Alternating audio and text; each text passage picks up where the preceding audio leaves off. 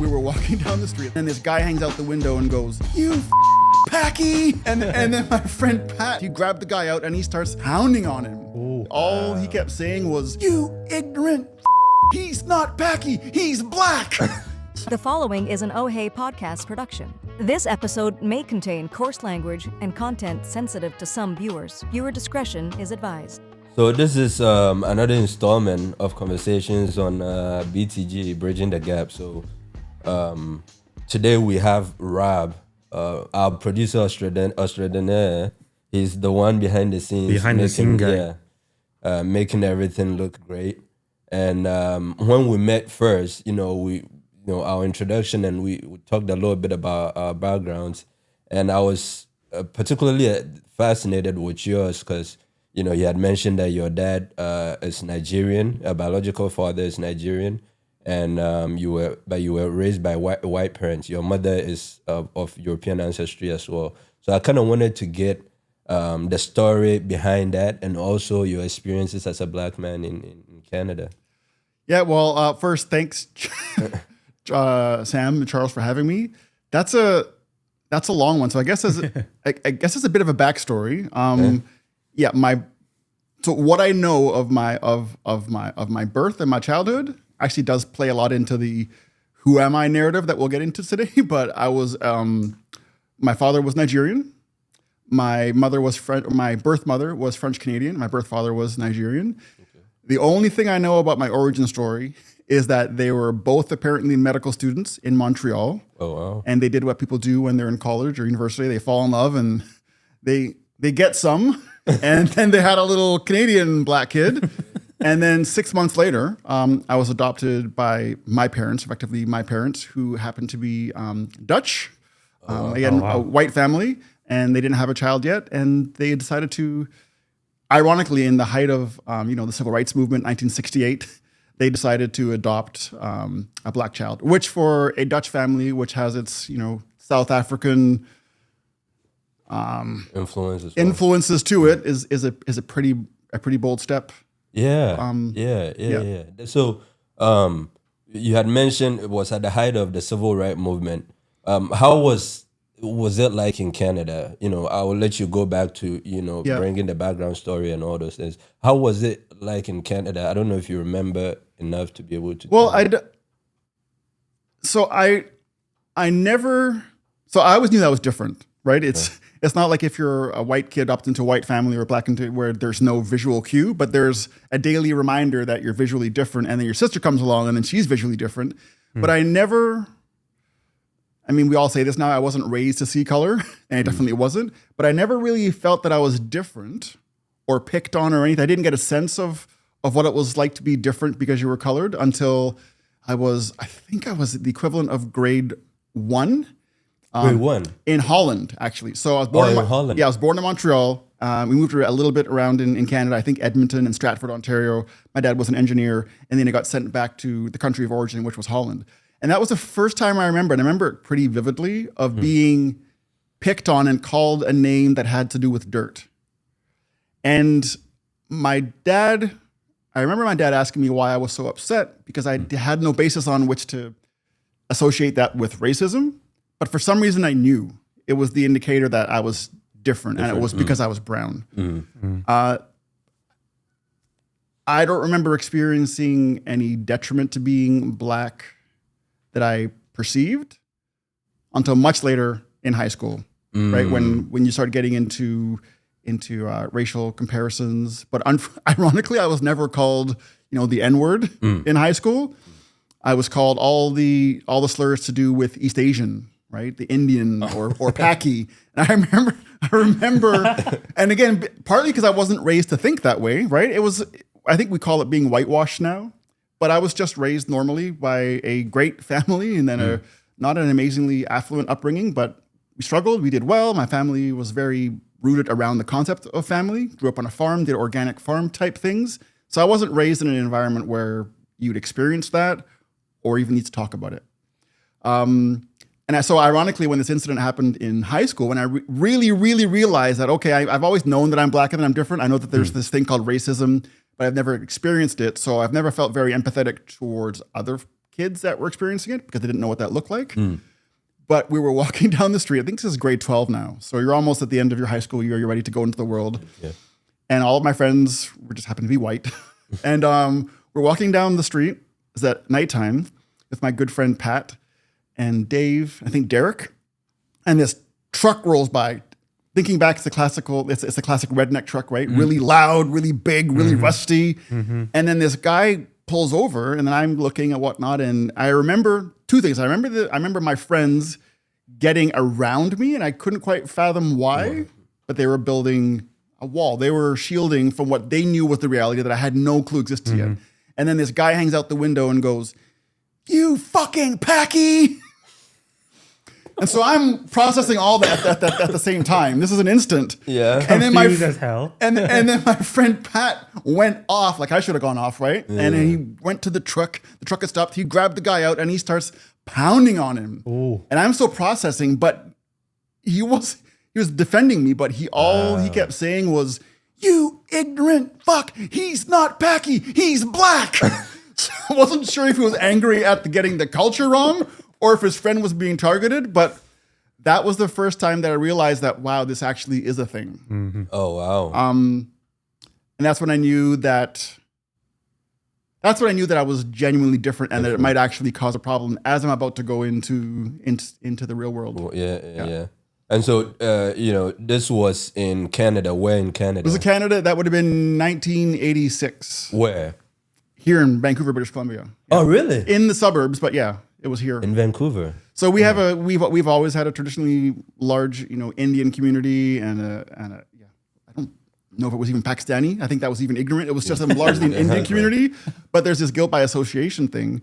And what's ironic to me, if I can just segue into the modern time, is that was a time where I was racially targeted for the wrong race. Right. So it's comical. It was a bit of an eye opener. But fast forward to today, 2025, when we're talking about immigration and there's this rise of anti-Indian sentiment. If you're brown, whether you're in Canada or in the UK, there's this assumption that you're a foreigner and that you shouldn't be here.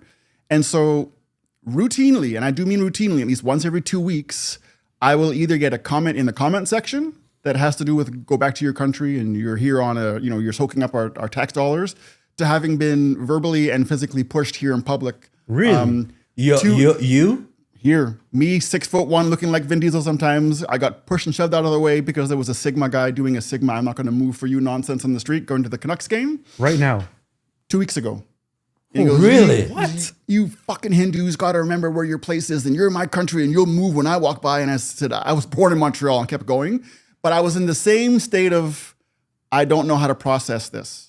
As I was back when I was 18. And that's got less to do with him then or that guy back then, and more to do with I've never really reconciled what it is, to your question, to be black in Canada. I've never had to deal with that. So whenever it arises, I'm still like, I don't even know what that means. Wow, that is an interesting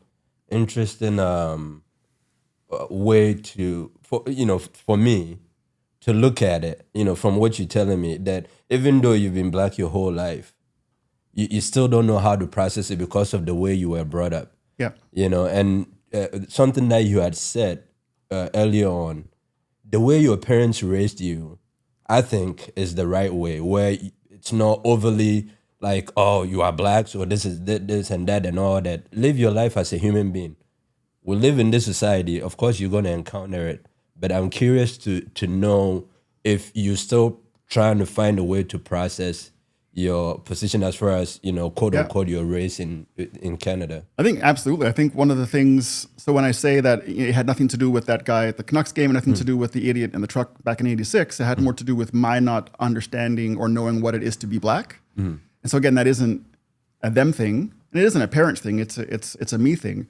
I think one of the things that my dad always said as I was an adult that he wished that they had done differently, as I had kids and whatnot, he said he wished that he had kept me more in touch with my culture. Ooh, so that I wasn't, so that these things weren't foreign to me. Because I remember him saying, you need to, because I would say things when I would hear about race issues or even the Rodney King scenario, right? I was clearly aware as a human that this was horrifically horrible, but I couldn't relate to the black aspect of it. And even when you ask me, right, do you know what it is to, what it's like to be a black person? I don't even know what it is to be black. I don't know what that means. And I never have. I wasn't put in a position to experience the importance of being in touch with your roots. It's very important. My parents did a great job of just raising you to be a great human being. I think if I was to adopt, let's say, a Vietnamese child, I think knowing what I know and knowing how difficult it is to rationalize who you are when you are in a mixed race family, I think I would make a concerted effort to keep them in touch with what it is to be Vietnamese culture-wise. They can make the decision whether they want to identify as that or what they are, but I think the absence of me knowing didn't hurt me, but it definitely didn't prepare me for a lot of the things that I'm still unpacking now.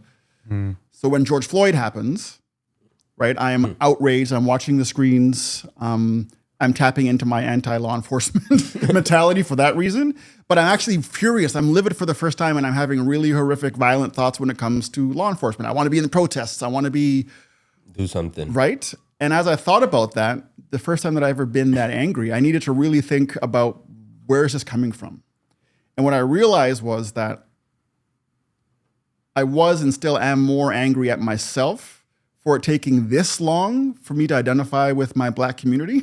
It took this incident and this rise of Rodney Kings and George Floyd's and Michael Brown's, all of those, to get me to the point where I finally got it. And so most of my rage was, I think, guilt.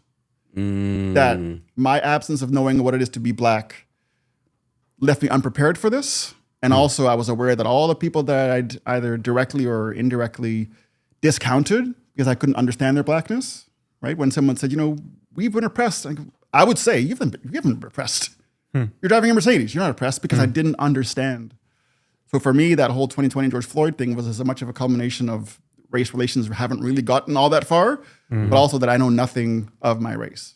Oh, okay. Interesting. So where you at? Where are you at right now? Are you taking steps right now to kind of reconcile this thing that the guilt that you felt or you're still feeling? Or are you taking steps to make sure that you bridge that gap, so to speak, to be able to know how to react to some of these things? I think it's twofold. So I definitely I go through a lot of therapy. I think therapy is good, and of course this came up obviously, and she said what she's always said. But you can definitely go ahead and try to change being angry or stop being guilty, or you can decide how you want to process that. And so the bridging the gap part of it is I still don't know what that looks like, but I'm deliberately engaging in Black learning of what it is to be. I'm actually taking Black History Month seriously for the first time and trying to learn for myself. I'm a content creator, as you know, so I'm working on a book series and a podcast series, an audiobook series called "Keep Your Negro Silent."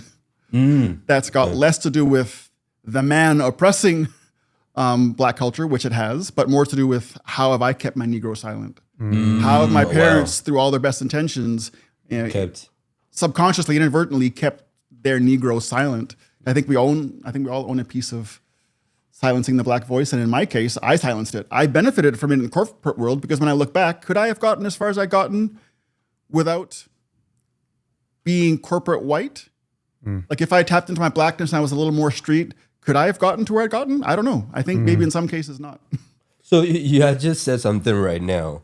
A lot of people think being street and being Black is synonymous, right? As opposed to conditional. I grew up in Africa, in Ghana, where everything was Black. My leaders, my teachers, doctors was Black, right? So I don't have the same experience as Black Americans or Black Canadians have when it comes to being Black, right? But at the end of the day, the theme across all these different diasporas is that everywhere you look, whether it's in Asia or the Americas or in Europe, everywhere you look, the group, the Black group, are being oppressed. You know what I'm saying? Have been oppressed or are being oppressed, right? So that is the theme across.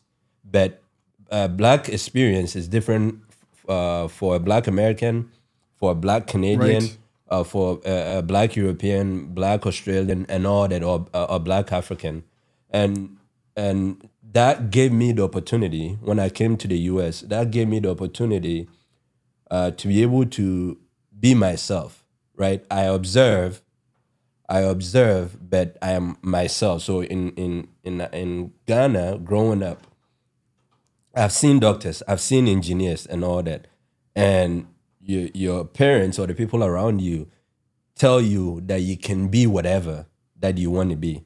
As opposed to when I came to when I came to the US, where most of the heroes were football players or basketball players, entertainers.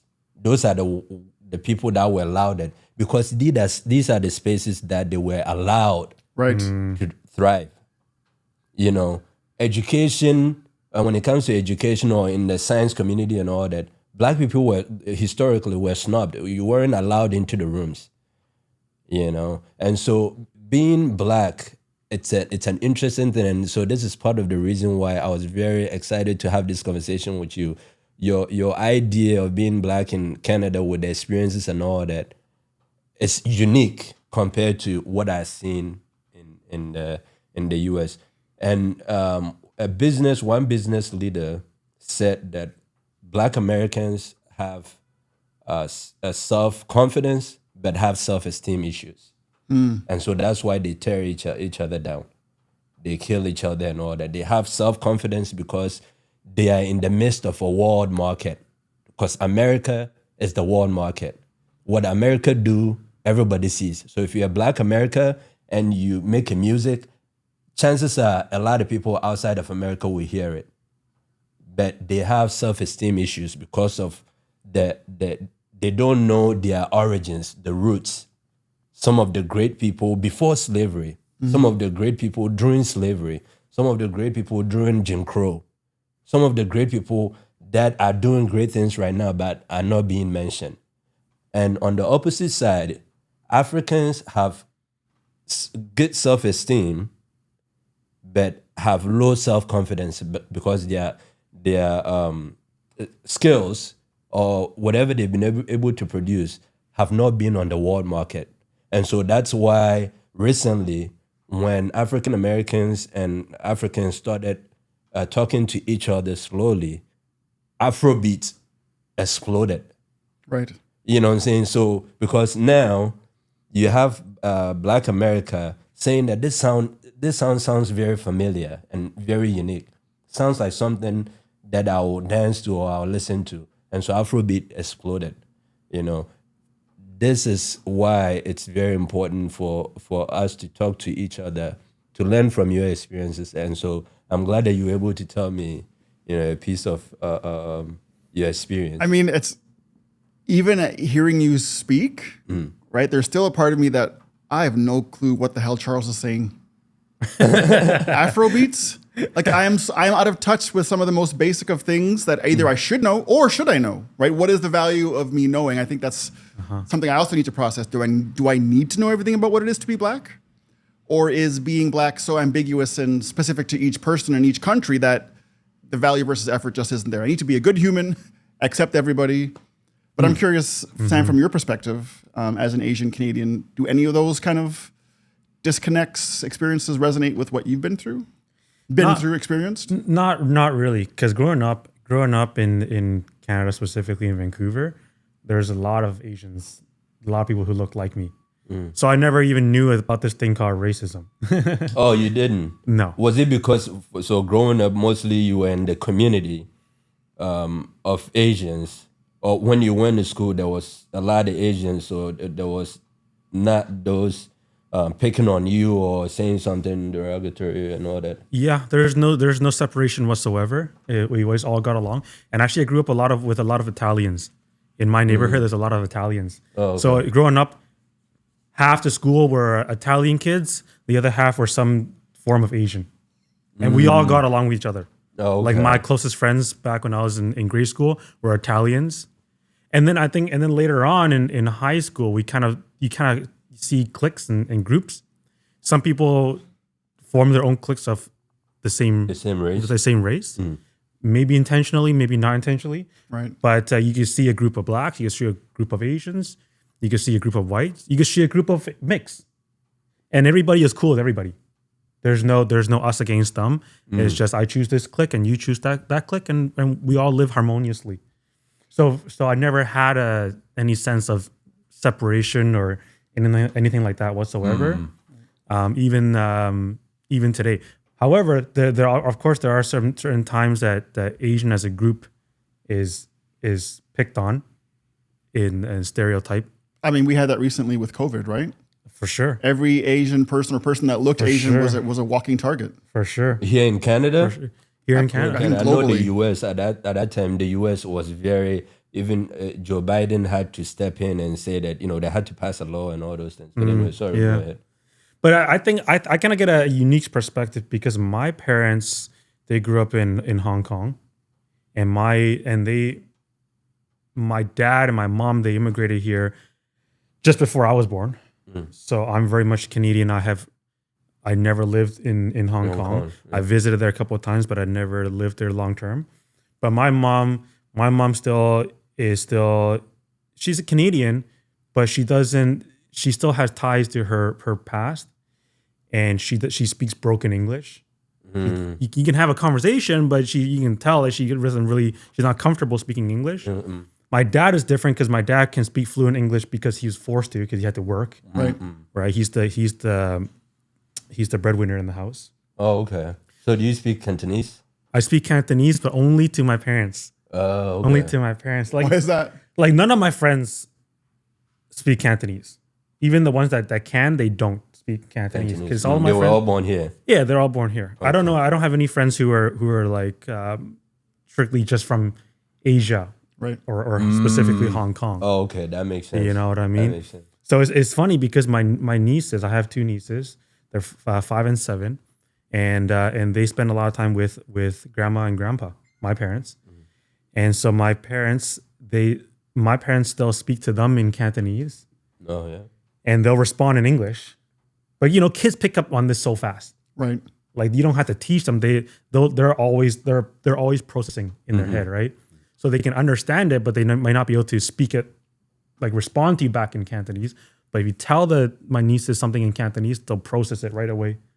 But what's crazy is my nieces, their Cantonese is probably just as good as my Cantonese, right? So I have a little bit of regret that I kind of lost it. I lost my Cantonese because as growing up, I was like, I don't even need this. I live in Canada. Why do I need to speak Cantonese?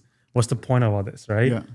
But now I kind of have a little bit of guilt that I kind of lost touch with my roots, so to speak. But kind of to you, it's like to what extent is it important for me to be rooted in that? Yeah.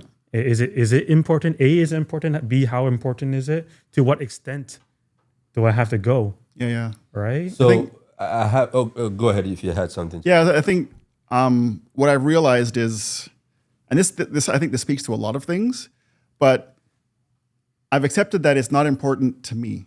It does, knowing my heritage and I'm not going to gain anything by that. In the same context that I'm not going to gain anything by figuring out who my real parents were, right? Having said that, it's not important to me to be in touch with my blackness, but it is important to the people in my circle that are black that I know enough to be empathetic. Sure. Because I haven't been empathetic in the past, and so that is why I'm taking on the mission of learning more, because I love learning, but also it just makes me a better citizen in general, but a better ally genuinely to the community that I know nothing about. I think that's important. Sorry. I think it's important. Charles, you can't speak. No, I gotta get this across. Yeah. I think it's important to be empathetic, especially to your own color. But does it matter that you're empathetic to the black community because you are black, or is it important to be empathetic to an Asian person? Just because that person, as a human being, or that person's white, can you be empathetic to a white person? as Or a human being. like, is it important to just study the black side because you are part black? But is it important to study white because we all live? Oh man, so I have one short answer. Yeah. And it's not because I think it's the wrong or right answer, but I, as a human, also only have so much emotional bandwidth. I think it's definitely important that I be empathetic to the Asian community or the Muslim community right? And I think I can be that without being deeply entrenched in knowing the Quran and whatnot. Yeah. I can still be empathetic. Yeah. I feel like I need to be more for what you would say is my community. So it's not about being less, it's not about being empathetic or not empathetic to one or the other.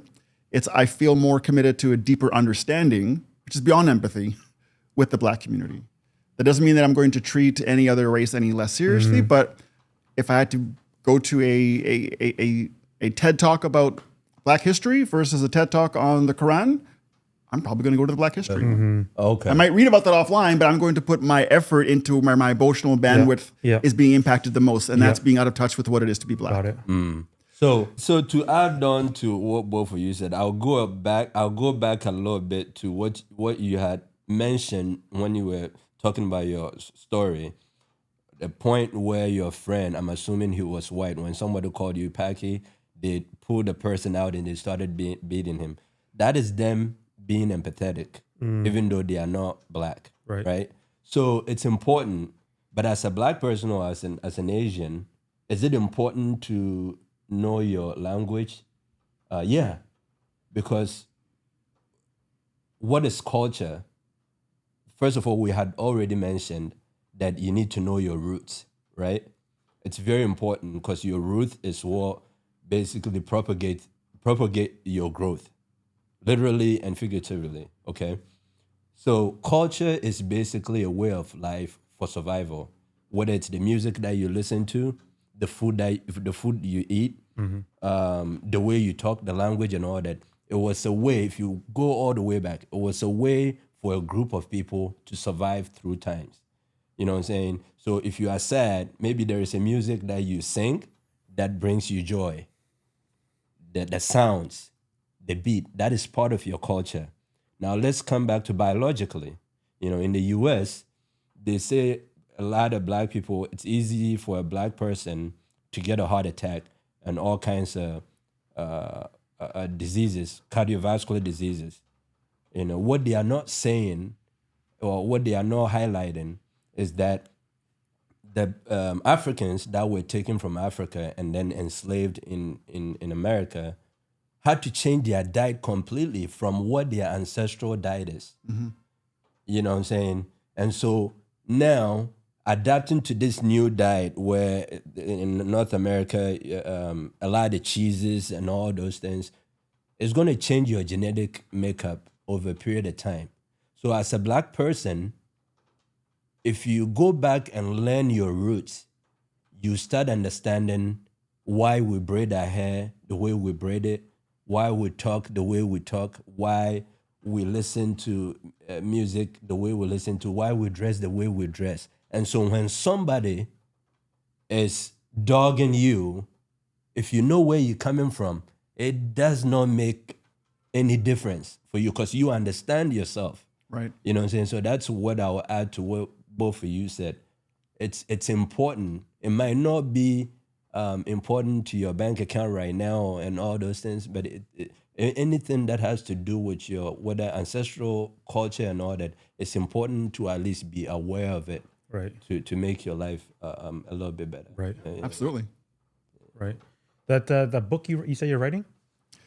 Is Yeah, a book? it's a concept that initially was just going to be like a mini podcast series. Now it's turned into, it should be a book. It should be a TED Talk, which puts me into my creator mode. I'm building the next spaceship versus just telling a story. But yeah, it's called, or it will be called Keep Your Negro Silent. Oh, okay.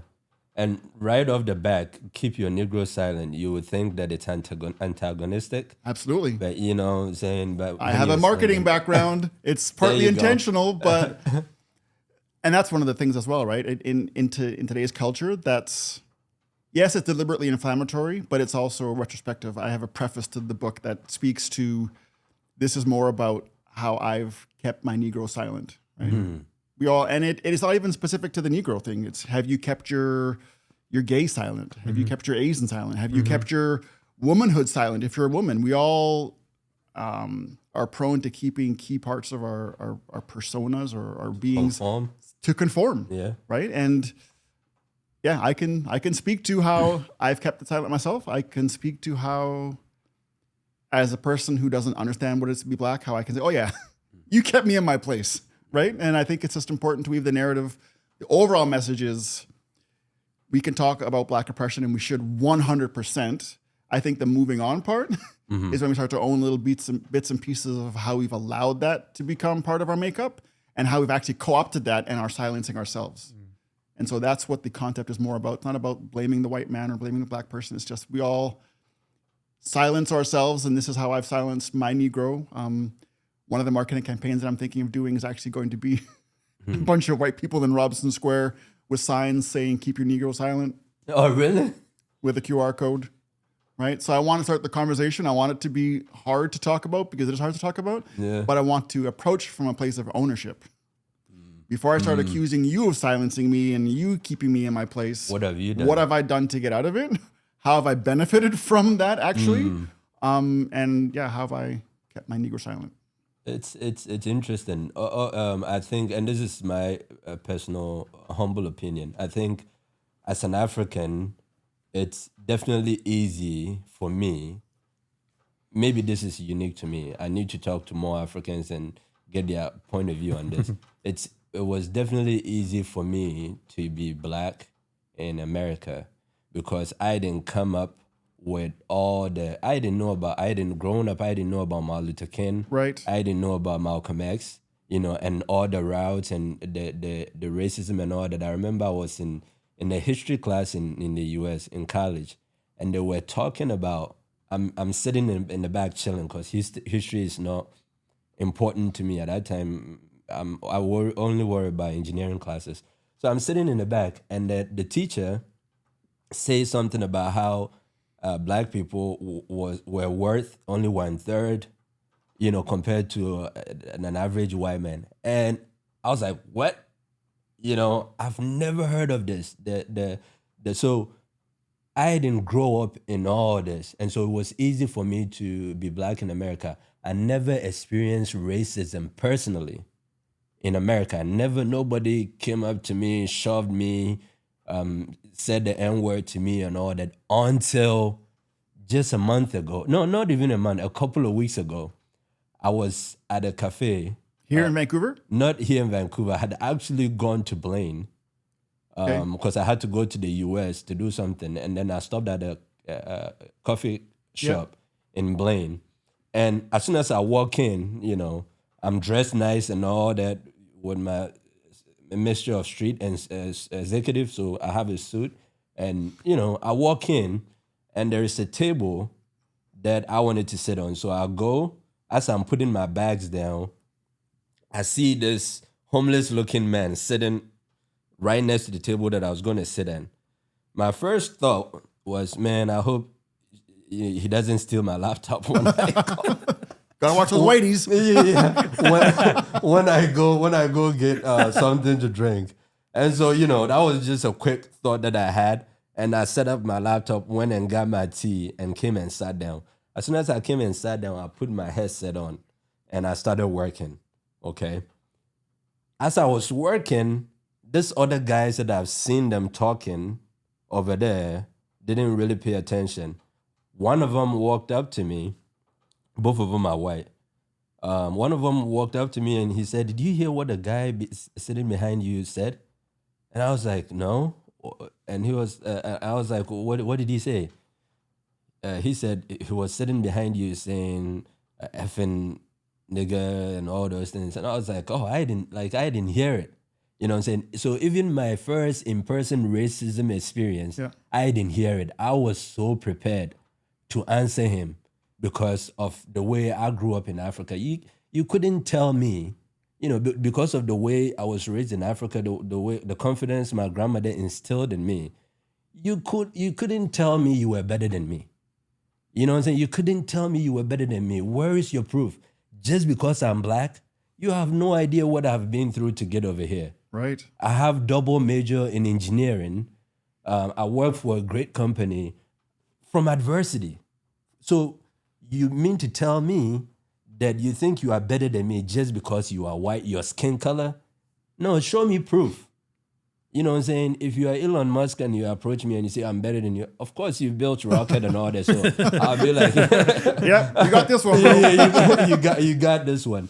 But you couldn't pull me off the street and tell me that you were better than me. Yeah. Not because I'm cocky or anything like that, but because I've come from adversity, where I had nothing, literally nothing to get to this point. So you couldn't tell me you were better than me. So I was prepared in that case that anybody who approached me and was trying to, put me down for being black and all that, Yeah. I had words for them. So in this scenario, this was the homeless looking guy that was saying these things about you, Yeah, but you didn't really interact with him. I didn't. So I hear that story and it's comical. What is the value in and for this other white person to let you know that he said that? I wouldn't know. That's the one thing that pops out. Why? What is in it? Yeah. So I would say this. He said that after they heard him saying that and all that, I guess they approached him. Again, I had my headset on working, and they approached him and told him, I guess they kicked him out. Oh, okay. Yeah, and then he told the people at the cafe, the workers at the cafe, that if this guy comes back in here and causing trouble, they should let him know. I guess he's a pastor for the community and all that. So I would say that his intentions were good. I know where you were getting at. There are some people who virtue signal, That's what I was getting at. So, but as you're telling me this, because I'm Steven Spielberg in my head, what I see is Charles sitting down with his headphones on, chaos erupting behind him, literally fires are going off, and you have no clue until someone tells you that the house is burnt down. Yeah. But let me ask you this: you because you're confident, so that in yourself, based on your upbringing, so that someone says something like that to you, it doesn't shake your tree whatsoever. But how does somebody else, maybe someone else who's not black, but in every situation, whether somebody has no confidence because he's black, because he's white, because he's Asian, because he only has one arm, because he can't speak well, because he's not a good looking person, whatever it is, we all have those, right? No matter who you are, I think every person on this planet has that thing. How does that person get to that point where their tree can't be shaken? So you remember in our previous conversations where I said the knowledge is in the doing. I love it when you said that. That yeah, worked. the knowledge is in the doing. It's the same thing with confidence. If you are looking at it from the outside, everything looks crazy to you. Looks like calculus to you. You know what I'm saying? If somebody say you ain't shit, you know what I'm saying, and you've never gone outside that bubble, you are more than likely to let it affect you. Right. So to answer your question, and I will just say if you are black in America or Canada and you haven't traveled anywhere, and even if you don't have the money to travel, go to an HBCU school, historically black college or university, and see a different kind of you, what they are doing, the professor over there, what they've been able to achieve. These are experiences that I went after myself. You know what I'm saying? I went after myself. So I've seen black doctors, black engineers, and black scientists, I've read about them. And so when you tell me that I'm not shit, show me proof. You know what I'm saying? If you have only one arm and people are saying you are incapable, visit places where people with one arm have been able to invent stuff. And although that thing doesn't limit you, go to the gym to see somebody whose arm is barely working, but they are working out. You know what I'm saying? So if somebody tells you that you're not capable, where is your proof? Where is your proof? You know? And so expose yourself. I think a lot of black Americans that I came across in the early years of my years in the US have not traveled anywhere. They've lived in the same city. Their identity is they are black. You know, this is my black and all that. Nah, there are people out there creating apps. There are people out there creating games. One of the lead scientists, lead engineers at SpaceX is a mixed black guy with locks. you know. And so if you're somebody with lacks and people are shunning you and all that, and you know this engineer, you know that you are capable, regardless of what, people will tell you. So I would say experience is the greatest teacher of all time. And that will bring your confidence up. The more you do, the more confident you become. And I think Obama alluded to this, that when he started, when he started life, he had that same, imposter syndrome, but whenever he entered the room, whether it's going to Harvard or becoming a senator or becoming a president, when he arrived, when he got there, he realized that, oh, these people are just like me. There are even some that are even idiot. Right. So to close to close my answer, I personally believe that anybody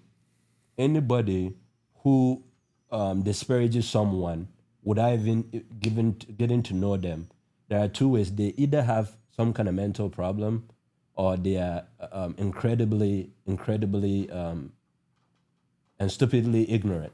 That's how I classify racist people. There are people who are ignorant, haven't been exposed. It's like a black person that hasn't been exposed and a white person that hasn't been exposed. There is ignorance on both sides, right? So those people, I don't group them as racist. But if you haven't met me and you just discount me just because of my skin color, I think you have a mental problem. Seriously, I think we should start labeling people like that. But anyways, I don't want to go off on a tangent. And one of the things that I think this will help us pivot nicely into the adversity piece, but so confidence, so hard to come by, right? For I think depending on your background, confidence can come easily. But you came from a place of adversity and you gain confidence through adversity. I think what's a challenge, I think particularly here in the West, is that when we go through adversity, even if we had confidence going in, like I had going into my adulthood, I was a teenager, I could do whatever, I could not fail. And then I experienced a few letdowns or a few bouts of adversity. And in my case, I let adversity kill my confidence. And then going to the topics that I was hoping we could chat about today is adversity is one thing. It's common, it's normal. But I think the way that you get lulled into that continual state of lack of confidence is if you haven't learned from that adversity. That's right. Very true. Right. And so for me, it is frustrating to know that at the core, I am ultra confident. But I've also let adversity, whether it's self-imposed or externally imposed, I've let that keep me in that box. I've let that keep my Robert silent. And then it becomes very difficult to rationalize getting out of that, right? I know I should just give it up. I know I have all these ideas. Just go out and make them happen. I think it's very easy when you get stuck in this victimhood of your adversity and not learning from it to continue to create new adversities that are coming up.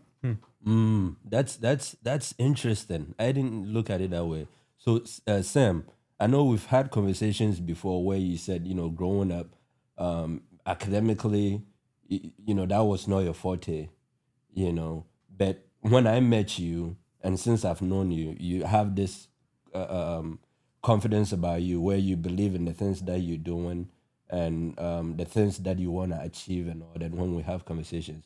What has your background contributed to, or how did you make that switch from, I'm saddled here, or like I don't think I can go any further, to where you want to do big things now? Yeah, there's a couple of defining moments I think throughout my journey that I can really put my finger on and say that was a big catalyst and big change point. I'll tell you guys an interesting story. I don't think I've ever told you this story, but a while ago I made this was the first time I've ever made a significant amount of money. Nice. A sizable chunk of I should have met you then. Can I have some? And this is the first time that I made a sizable chunk of money. When I say sizable, it was multi six figures. Nice. And I made this in a matter of 3 months. And that year in general was a very good year, fiscally, financially. And so I thought I was all that in a bag of chips. But I mean, of course, I knew that I was small fry in comparison to other people doing crazier shit than me, right? But anyways, I learned a really, really tough lesson there by bumping my head. What I did is I took that cash and I went out and I rewarded myself. So I went to buy a car. So cars, I freaking love cars. Materialistic things, when it comes to materialistic things, my thing is cars. Okay. Cars all day long. So I made this money and I said, okay, you know, what led me to that point, to earning that sizable amount of money, was I have very good principles and I was very, very disciplined. And that's one of my strongest skill sets is I'm not a smart guy. In some ways, my IQ is very low. I'm intelligently, I don't have it. Academically, I don't have it. I'm not very intelligent. I can't, you know, some people are just naturally, they can run off numbers. People can process things in their head. I can't do any of that. Like even if you sit me down and watch a movie, sometimes I can't comprehend a movie. But what I do have is I'm very disciplined. And that's something that I had to learn. And so that's one of the reasons how I got to making that sizable amount of money. And so I followed with my discipline and my principles, got to that point, and I said, okay, I worked my freaking ass off. I'm gonna spend a little bit of this money and buy a car. So I said, I'm gonna do this intelligently. So I said, I'm gonna put some of that, or the majority of that money, back into the business, into investments. So I'm not being an idiot. I'm not taking 100% of the check. I feel like this is not going to be I bought a Prius story. No. No, Sam doesn't do Prius. I don't do. Yeah, you'll catch me in a bus before I just. Okay. Now I need to know what this car was. So, but this car was like almost half the size of that paycheck, right? So, but I justified it by saying, you know, I'm still putting the majority of the money back in the business and back in investments, so I'm not a complete idiot. Let's do it. I bought the car, but deep inside, in my gut, I knew that it wasn't the right move. Even though I thought I could afford it, I was like, I don't need this. This is stupid shit. Like I already have a car. My car works perfectly fine. Now I got to pay for 2 insurance. I got to pay for two maintenance. I'm like, what's the point of this car? Just stroke my ego. At the end of the day, that's all it is, right? Yeah. So less than a year later, I sold the car. Lost money on it, obviously. Yeah, the car is appreciated. 100%. It's just every day I was losing however much percentage just sitting there, right? Yeah. But anyways, the lesson I learned was there's 3 lessons that I learned. Number 1, I learned to never abandon the basics. Because it was the basics that got me to that point, to making that sizable amount of cash. And I think it's easier said than done. But in any realm of endeavor, whether it's athletics, relationship, it's art, it's craft, is business, in your job, what gets you to 85, 90, 95% of the results is the basics. So if you look at the best NBA players, they're really, really good at the basics. They say that all the time. 100%. So they're not number 1 because they can do the crazy 360 behind the back, upside down dunk. It's not any of that. The basics. It's that they mastered the dribbling. They mastered the bounce pass. They mastered the layup. And those are stuff like the 101 stuff, right? But you can get good at those stuff, but mastering those stuff is hard. But that is what's going to get you to the 85, 90, 95%. Same thing like in bodybuilding. The big guys, they call it the golden era back in the 70s. Guys like Arnold and Dorian Yates. They had less machine than we have in our gyms today, but they are at the peak, right? And you can argue that even today, there's no guys who have the same physique as Arnold did, and his peak in 74 or 75, whatever it was. Yeah. And he just mastered bench press, back squat, some rows. He didn't. Now we have a freaking mirror that tells us like what to do, like talks to us, like what the heck? An app and all those things. Exactly. So Yeah. true. Right? What was it? How did you cap it up? Focus on the basics beyond what? Yeah, so- you put a nice little quote around that. It was a don't abandon the basics. Don't abandon the Do basics. not abandon the basics. And that's lesson number 1. Lesson number 2 is listen to your gut. My gut has not failed me one time. A lot of times I went against my gut. I learned a lesson. You know what somebody told me, that gut, a lot of, they say women's intuition, and to what you had just said, gut. Somebody had told me that gut is nothing but a whole bunch of experiences that you had that is in your subconscious. It's Yes. telling you that, hey, this is not going to go right. Yeah. Because of experiences. Yeah. You know. And subconscious is a key word because it's a whisper. Yeah. You have to pay attention to it. It doesn't shout at you. But the third lesson is, and let's just get to the point here, is how do I keep going to the next level, and how do I not get to a point where I'm plateau and I don't settle? It's the third lesson I learned from this experience. Is that in that year it was my first big year, and I was sitting with a guy who was doing 10 times as much as I was. So I thought I made a good amount of check. I was like, oh, I made a lot of money. I'm that guy, right? Yeah. Yeah. And I met this guy. This guy, in comparison now, it made me look so small. Yeah. Because this guy his revenue was like 10x mine, probably more. And so I was having a conversation with this guy, and I knew who he was. I knew what this guy was, his worth and all that. And I told him about my story. I was like, dude, last year I made this amount of money, and I was happy about it. And I thought that he would celebrate me and be like, good job, man. Keep it up. You're doing well. And I told him this. I told him I made 6 figures. And he looked at me. And what he told me, I'll never, ever forget. He looked at me, he said, how do you justify that? He goes, you made 6 figures? Like, how do you live off of that? He goes, I'm confused. Are you bragging or are you complaining? Right. He's like, the 6 figures that you earned, I just spent that last year on my property tax. There's levels to this, man. I was like, you know what? You're absolutely right. See you later. I got to get back to work.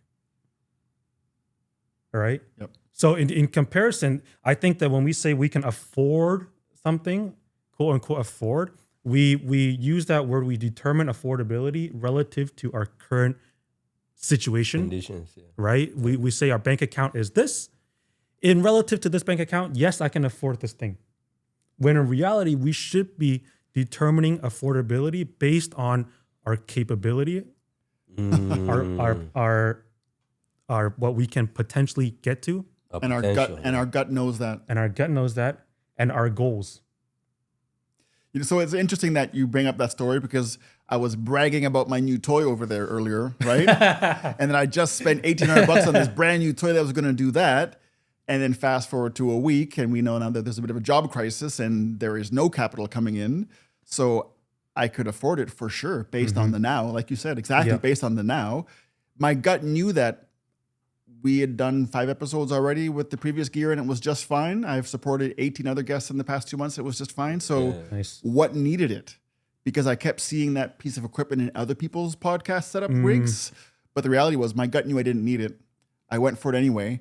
And now I'd love to have that $1,800 back.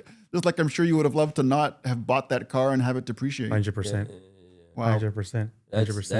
That's interesting. What do you say about people that don't learn from that mistake, which might be me? Because this is not the first time. Specifically financially? I think in general, right? Adversity, that's what I was mentioning earlier. There's adversity, which is fantastic. And then I think adversity is actually great when you learn from it. It's when you don't learn from it that it becomes... It turns into depression and all those things. Very much so. So, Charles, I would say to you, how does somebody break the cycle of making those bad decisions? What do you think drives someone like me to maybe potentially continually think short-term versus long-term? So, Charles, when you hear Sam's story about purchasing this crazy expensive non-Prius car and learning from that lesson, right? And then we hear my story about buying this amazing piece of equipment that I know I didn't need, and having not learned from it, because full transparency, this isn't the first time that I've decided I needed to buy something more often than not to fulfill my ego, right? Could be an expensive tent and more snowshoes that I don't need. But these are mistakes that I keep making. So I'm sitting here listening to Sam's story thinking, why am I not learning? What are your thoughts as to, from your experience, why is it that some people get it and some people don't quite learn from adversity? So this might just be my experience. I think the background that you gave, as far as how you were raised and all that, it can be attributed to comfort. You know, so if growing up, if resources were readily available to you, and you come into some money, your mentality is that it will come again. The money is always going to be there. It will find its way to you and all that, which is good. But me coming from a very poor background where I didn't have lack of resources and all that, when I came into some money, I never wanted to go back. I never wanted to go back to those conditions anymore. And I'll tell you a quick story. I remember when I was trying to come to the US for college, I had to write SAT.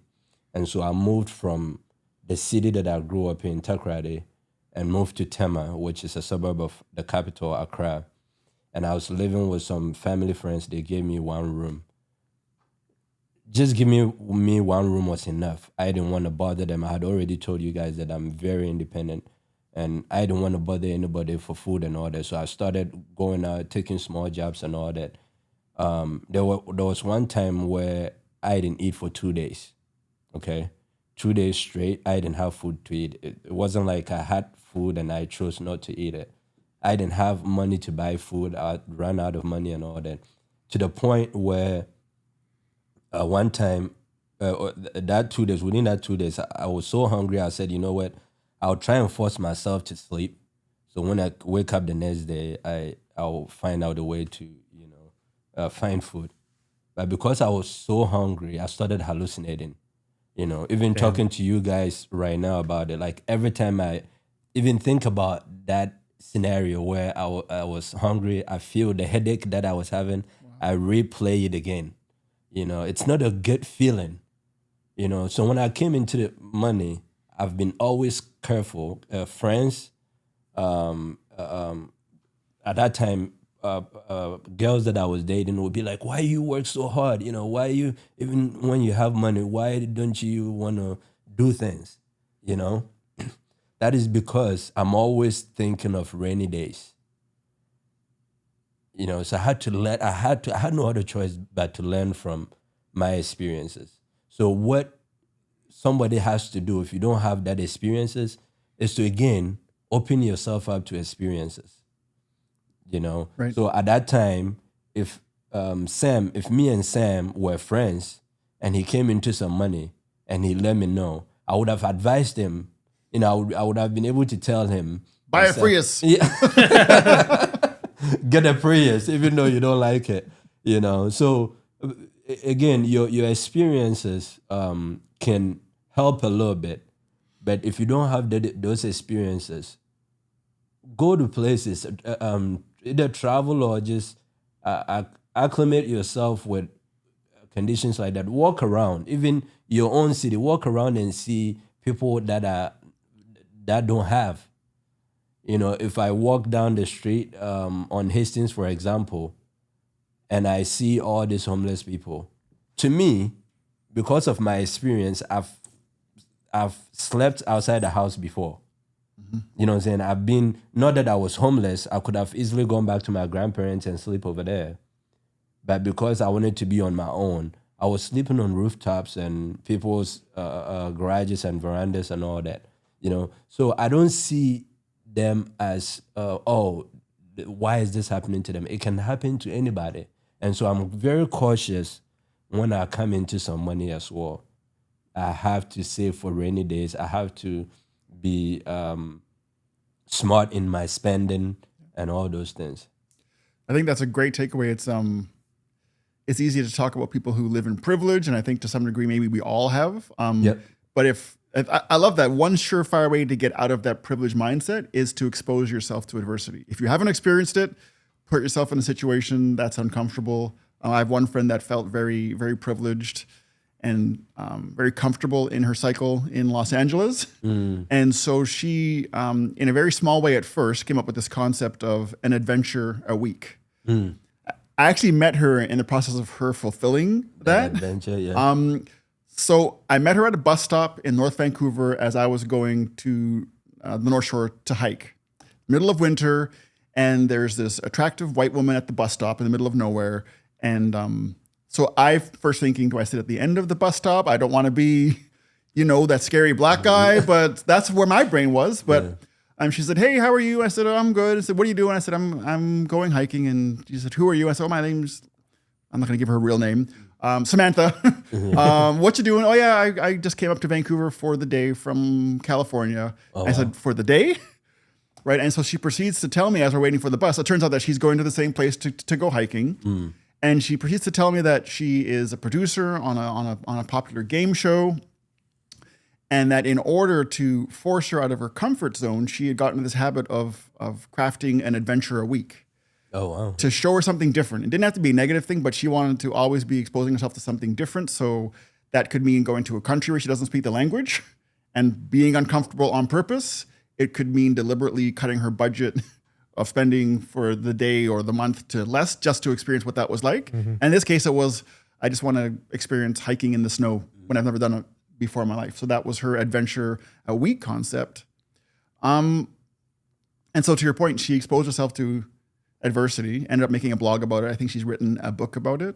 Oh, wow. But the key thing was, I was thinking, wow, I've got to travel. And she said, no, you can just walk to work in a different route, right? You can just try different food at a restaurant. You can try talking to somebody in a grocery store when you've never done that. You can create your own adversities, but if you don't have them and you recognize you don't have, a more difficult path, find a way to make it difficult. Well, not necessarily make it difficult, but finding a way to get that experience. Yeah, very much so. Yeah, get that experience.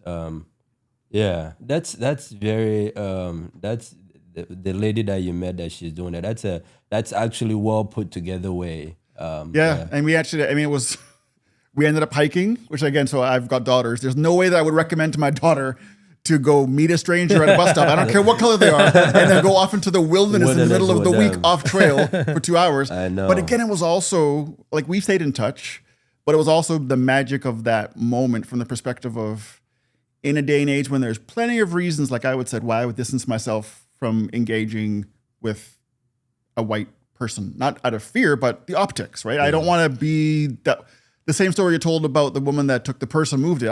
I'm aware of the dynamics. I don't want to make life uncomfortable for myself or other people, so I'm going to stay away. And same for her. There's plenty of reasons why, on paper, maybe just don't talk to a stranger in general. But there was enough trust in that moment or whatever it was to do something that most people would write off to this day as being, who does that? Well, we did it, and we have a great connection because of it. And part of it was because we let go of all that other stuff. And allowed it to happen. I don't know if I would suggest it, but for me, that was one of those kind of, okay, we can still do things the normal human way. Anyway. But that is human too, in a utopic scenario. Utopic. Yeah, in a utopic world. I think, and we've mentioned this before, we've said this before in our conversations. I think that to get the most out of life, everybody should be open to everybody. Your experience is so unique that I guarantee you that if somebody exposes themselves to your experience, it will benefit them in some way. We talk about how you had just even mentioned something right now, that if you don't have that adversity, if you grew up in privileged conditions, how do you make sure that you become well-rounded? Part of the reason why people tend to drugs and all those things is because they don't know how to deal with some problems that surprises them. Right. But for example, if I have gone through something and I was able to get out of it on the other side successfully, and I meet you, and I'm able to tell you, or I'm able to show you, and you go through the same thing, and then you say, Charles went through the same thing, and let me ask him, or this is what he did and that all that, rather than wallowing in it and all that. You find a way out. And this is why I say that if you want to get the most out of life, experience people and places. Because chances are, and I have said this before about friends that I had met when I just came to the US, where when I ask them, where have you been? Like, where have you traveled to? They've been in the same city their whole lives. And so when somebody tells them that this is who you are, the chances of you believing it is very high. You know? Yeah. I think one of the things that actually, Sam, did you want to interject? I was going to ask. It's been the Charles and Rob show for about for 15 minutes. Sam is also here. Sam, welcome to the show. Sam is a privileged guy, so he doesn't. Oh man! All the assumptions we make. Taking notes here. What do you say to somebody who can't afford to take that trip? What if I want to experience that and travel somewhere, but I can't afford it? So that's why what Rob said is very important. You don't have to travel. You don't have to travel. So for me, when I was in the US, I was trying to find places where I can get enrichment from as far as my roots, right? Because I couldn't travel to Africa all the time. I couldn't travel to Africa all the time. I'll tell you a story. When I was in Ghana, when I was in junior high school, right, we didn't have a library. Even in the town that I grew up, we didn't have a public library. So if I wanted to read, I had to walk about maybe 7 miles to Sekendi, to the regional library, if I'm not mistaken, to be able to read. Fast forward, I make it to the US, where the library is practically in my palm on my phone. And I don't read as much. I don't read as much as when I was in Ghana. You see where the comfort comes in? So how do you make sure that you don't become comfortable? By remembering where you came from. And that's what I was saying. Me not wanting to go back to the hardship that I went through, I know that I have to study. I have to read. I have to be aware and all that. I don't have to travel to Africa to get that adversity or to get that knowledge, or to get that confidence and all that. So for somebody who cannot afford to travel, we became friends. I can learn from you without ever having to go to Burnaby or go to be raised your parents are from Hong Kong. You'll be able to tell me your experience having immigrant from Hong Kong without me having to travel to Hong Kong or without having to live in your space, right? So experience, talk to people. When you are in school, don't only be in groups where you're familiar with. If somebody is from Pakistan or Bangladesh, talk to them. So what was it like growing up over there? What are some of the differences? When they tell you, you might find similarities and be like, oh, we did that too, and all that. Read. You don't have to travel. So to answer your question, you don't always have to travel. If somebody is privileged in North Van, or West Van, I'm mentioning the two rich areas in Vancouver. If somebody is privileged over there, they might have never been to Hastings. You come to Hastings and you see how people live, and then you be like, oh, okay, there's a different way that people live. It's not always I have my breakfast, lunch, and dinner set. Yeah. So that's one way that you can learn from it. So one of the things that I suggested when I was in college, I was driving Uber because of the flexibility. And people will get into conversation and people will ask me, even there are some immigrant parents that sought for my advice, right? And they were like, how do I inculcate that the drive that you have into my kid that has everything? You expose them, let them go volunteer in a homeless shelter, see how people are living with less, way less, listen to their conversations and all that. So you don't necessarily have to have the money to travel in order to experience that. I think my background is probably not the most conducive background. And I think a lot of people are in this situation when I say background, which is the middle class. Because if you look at the wealthiest people on the list of Forbes top 100, you see a lot of them came from nothing, absolute nothing. And so there's not a coincidence that the majority of the people on that list came from nothing, because they had their back against the wall. They had no choice but to make it work and to become a successful, right? So they had that inner drive.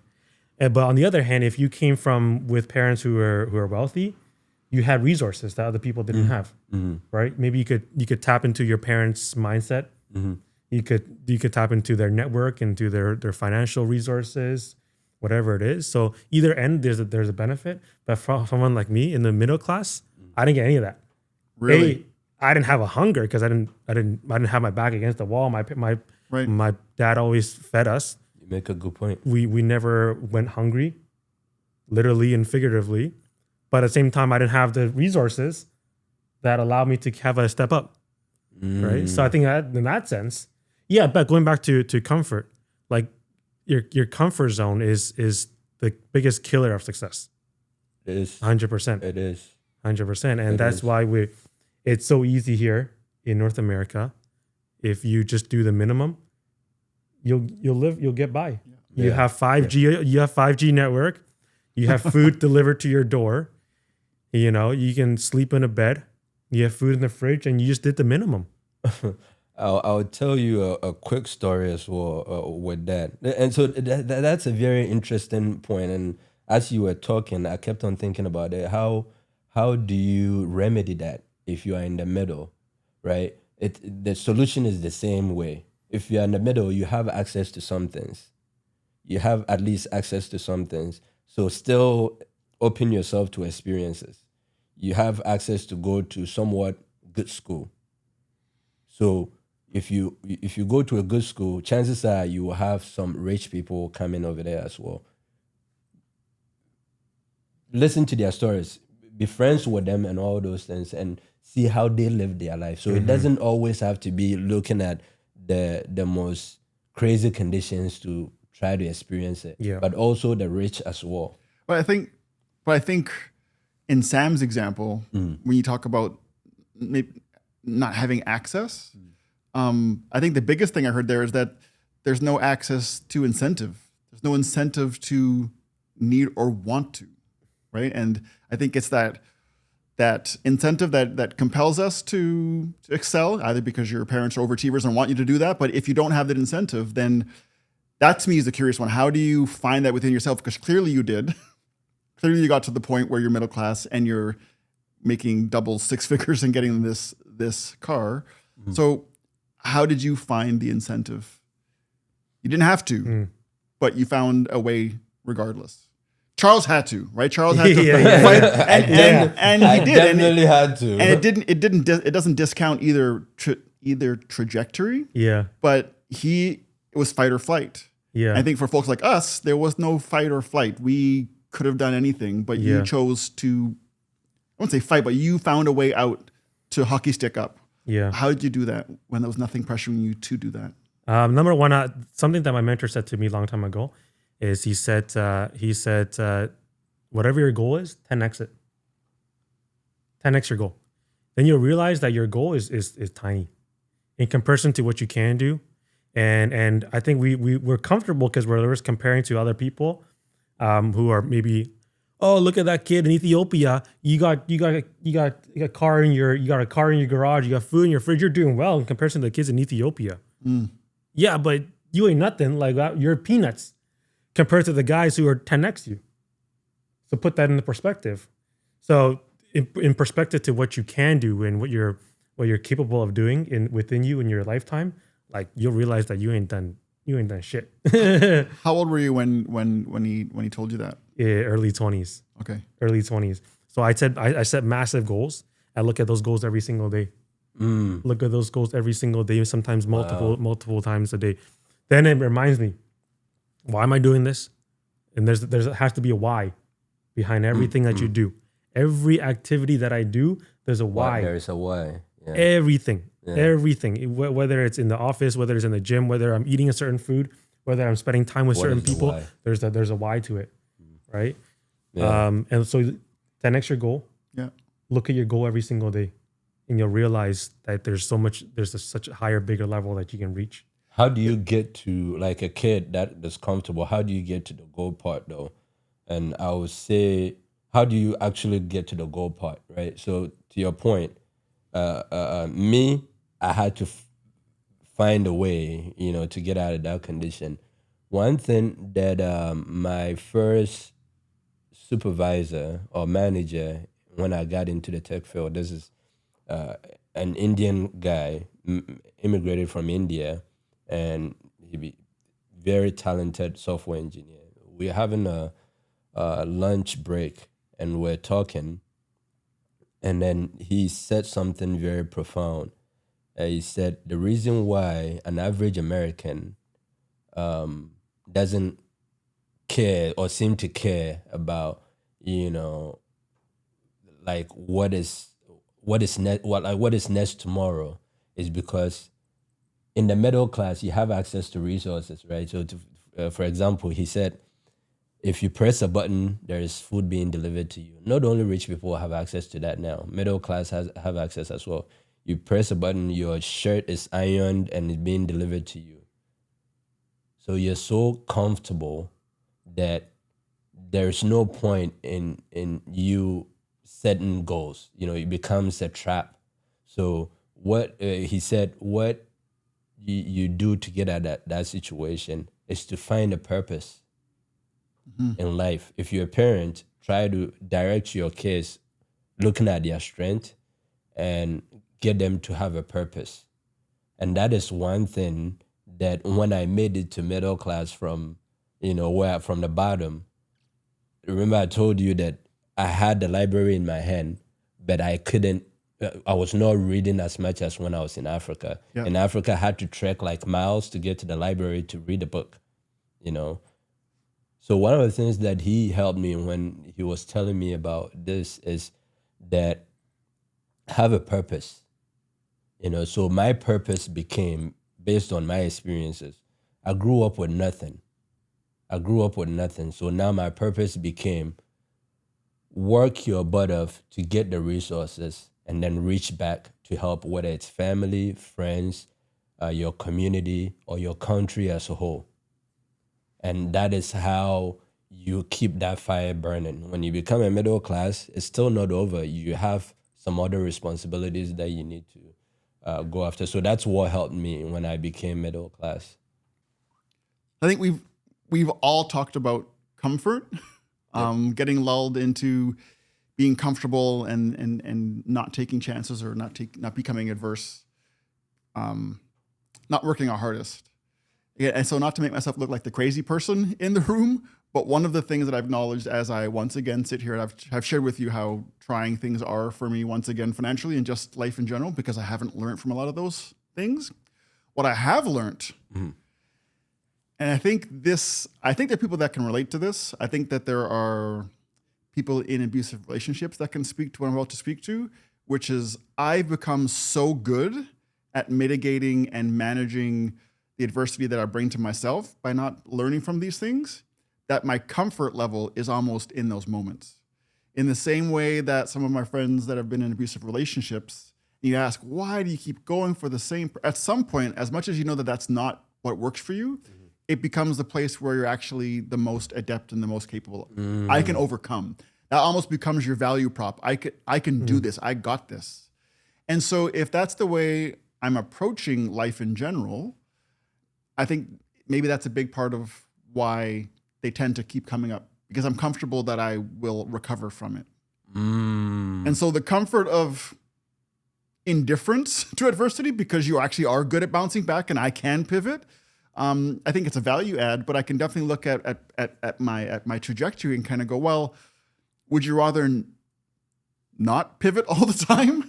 Like, which one do you want? And for me, it's almost scary to think of. So I've got my North Star. We've talked about it. My goal is 10x, and sometimes it's so daunting that I find myself either self-sabotaging, functionally and physically, or just talking myself out of it because I'm more comfortable in the pivoting day to day and recovering from not having learned. So that's a totally different comfort zone, but I've recognized that that's a value that I bring to the businesses that I work with, that I will pivot. I'm resilient. I will find a way to make the fact that thing wasn't recording, I'll pivot in an instant. I'm almost better at dealing with adversity than I am at making sure it doesn't happen. It doesn't happen. Thoughts? Yeah, I think that is very profound way. Even me that I've gone through adversity and I've learned from it.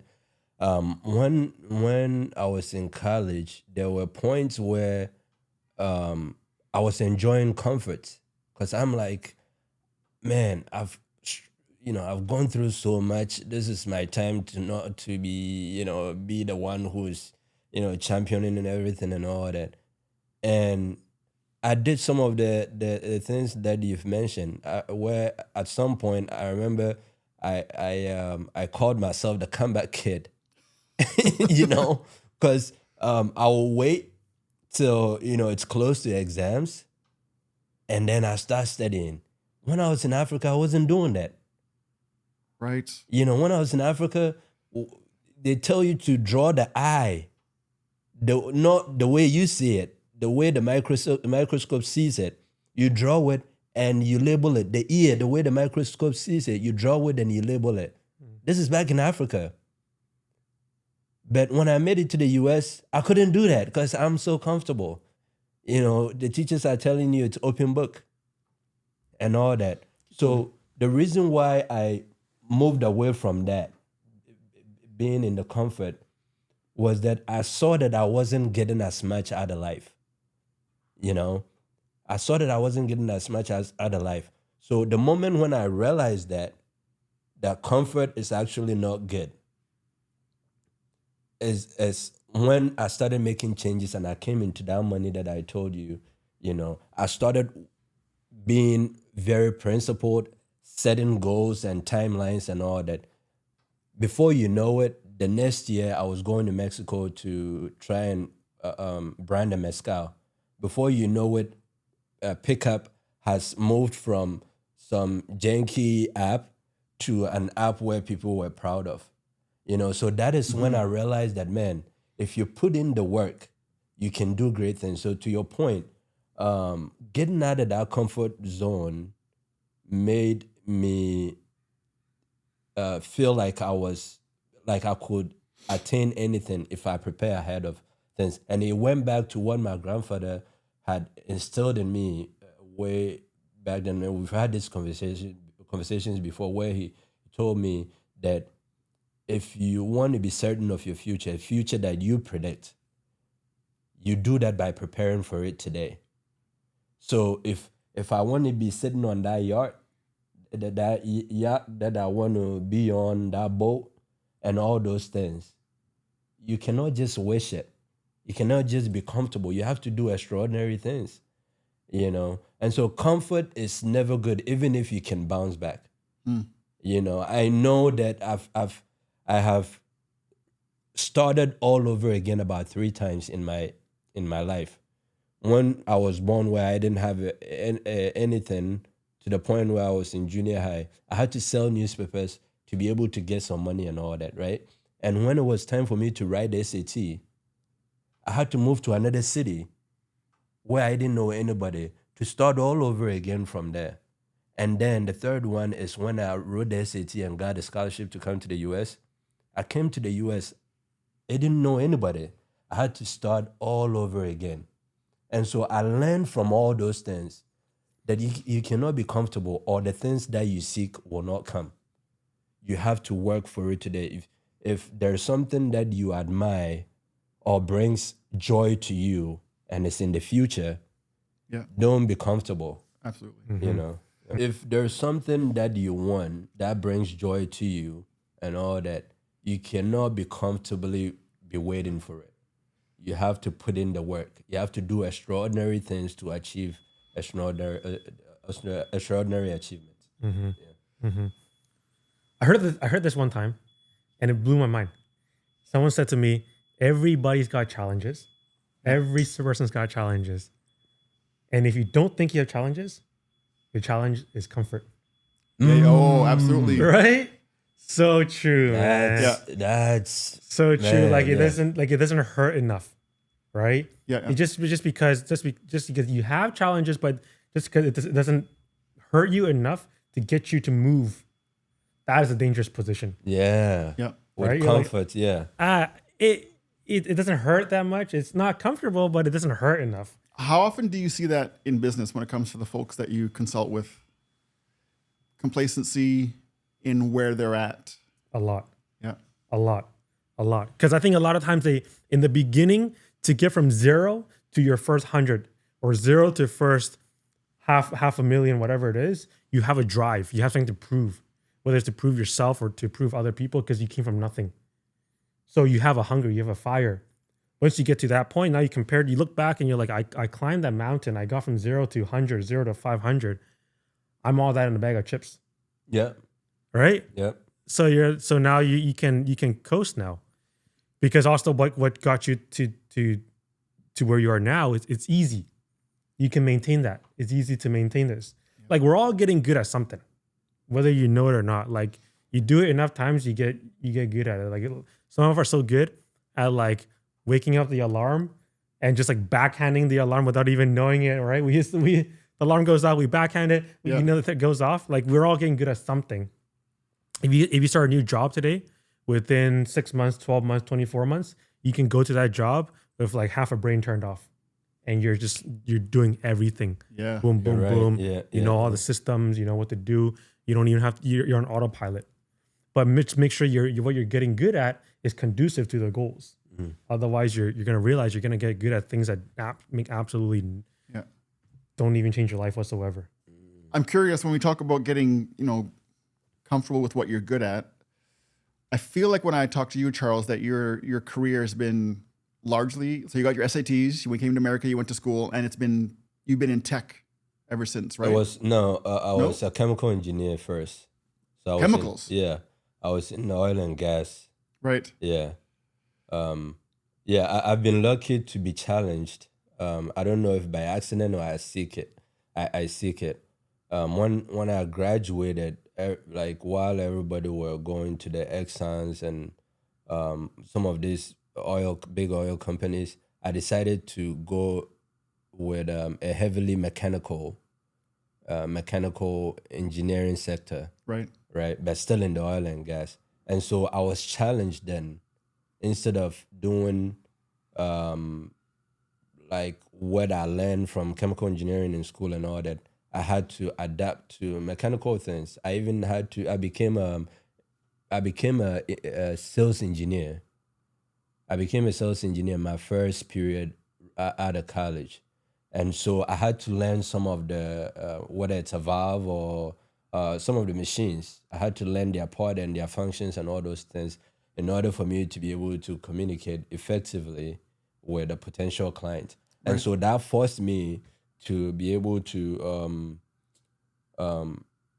get out of my comfort zone. So some friends, they go to work, they're doing things that they learn, they sit down. Me, I had to learn and find a way to remain relevant in the company. I think it's that ability to pivot, right? Yeah, adapt. And not everybody can pivot.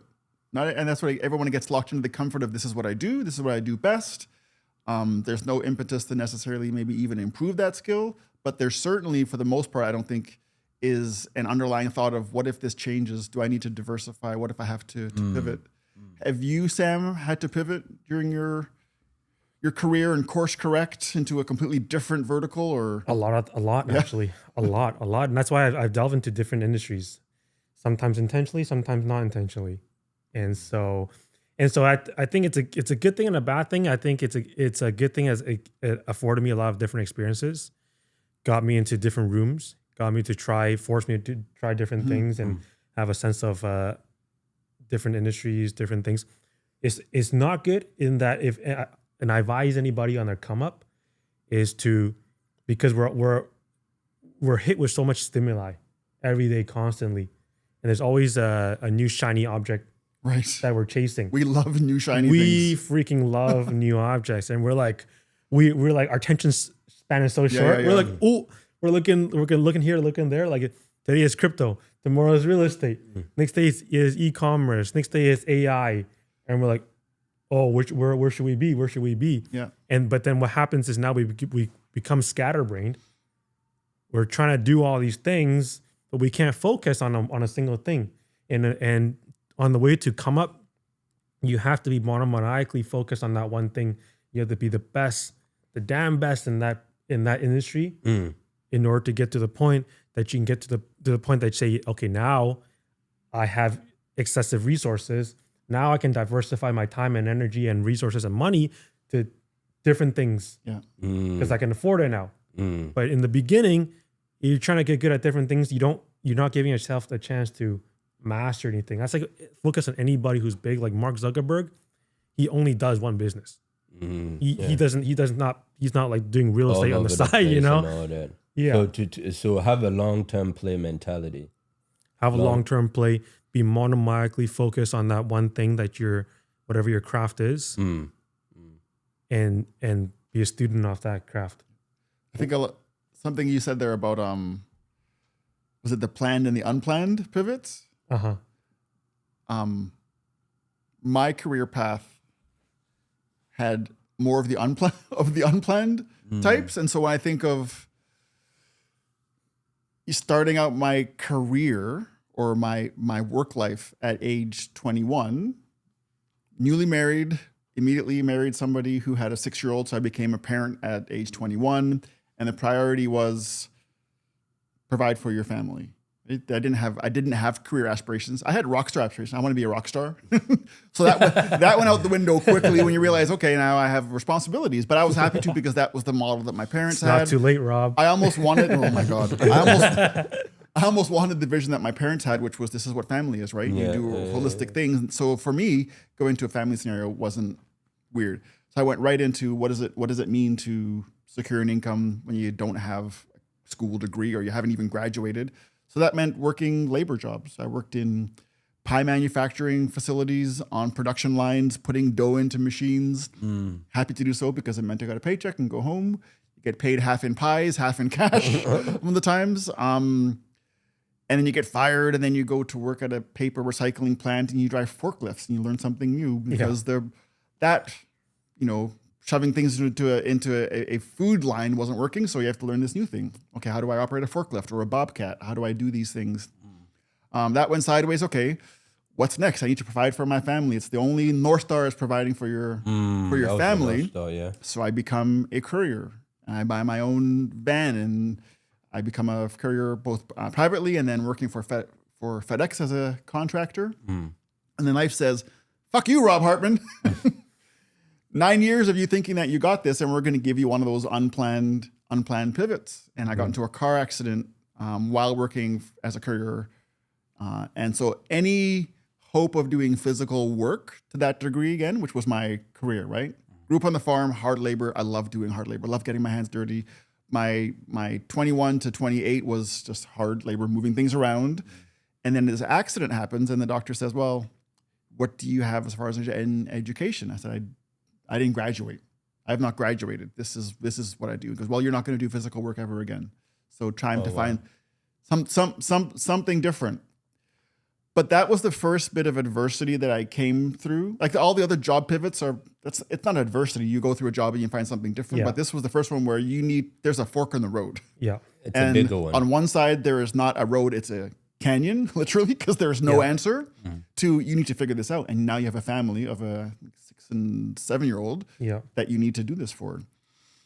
And so this was at the dawn of the .com era and the dawn of the digital, we just had cell phones, flip phones. This is old school, pre-internet, dial-up modem sound. And the marriage was still good at that point. And then I took a look around at what was going on in the world, and there was this thing called desktop publishing where you could make brochures on your computer and print things out, and you could make things. And I'd never really harnessed my creative side other than music. So we took a look at what that looked like, and it was becoming all the rage because now you could work from home and you could do these things, and apparently you could make money from it.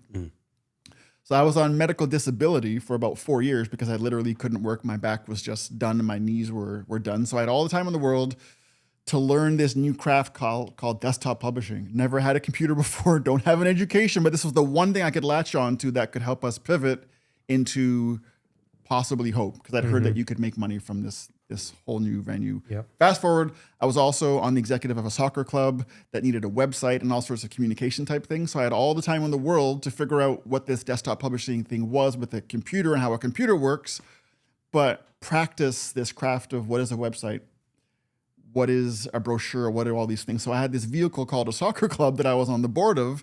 I could practice what that looks like. And so I learned very early on that I was okay at that. And then there was a coach who knew a guy that had a business that needed a website. So I started to do this web development thing for fun. And then our soccer club held the Canadian National Championships. So by this point, I've been learning this for 2 years. But I'm still not able to work. My rehab is going okay. We're on welfare, which is income assistance. You're basically providing for a family of 5 on maybe $1,200 a month, living in affordable housing. And so we hosted the nationals, and I decided that this event needed a website, like every other national had.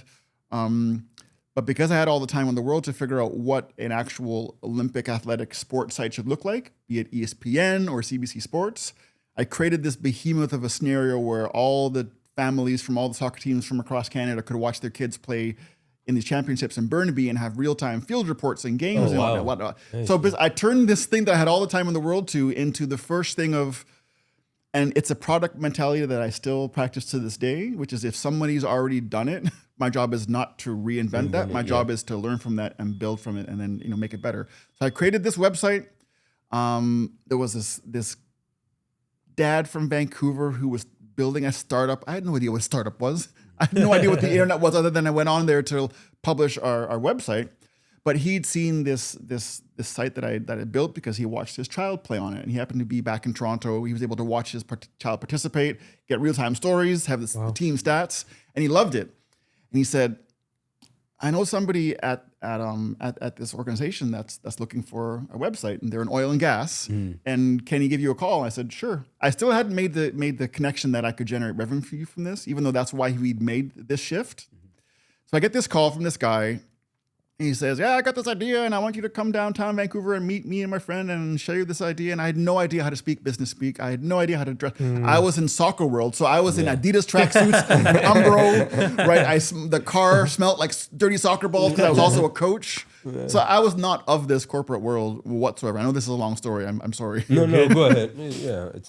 So I went to meet him. At the time, I had an assistant coach who was a lot younger, and I was also coaching the under 20 team, so that's older, almost women, and the youth team. And she said, "It's great that you got this interview, but you can't go dressed like that." And I was like, "What do you mean? This is who I am, right? This is me. I can get by on being authentic." She goes, "No, you can't." No, my dad works for, I think at the time it was Bell. She goes, "You need to look the part." So she took me to the Gap, and we bought something that looked relatively normal and decent, khakis for the first time, turtleneck for the first time, and I went to this interview. Long story short, I had just decided with my wife that the marriage was over.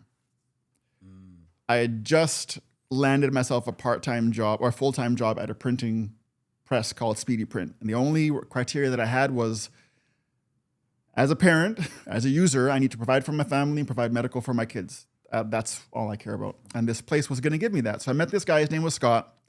He told me this vision about what eventually ended up being a SaaS-type model, right? An online marketplace that I knew nothing about. And he gave me his pitch, and it sounded really good. It sounded really smart. And I thought, here's a great way for me to make some money as I'm transitioning from being, a married family to not a single, but this world, right? That's going to involve some cash. And I thought, great, I can charge what I think this is worth. And I said, he goes, "Well, what would you bill?" So I said, $300. Right? I had never billed for anything in my life. I had no clue about the value of this. And he said, "You're joking, right? Is that per hour?"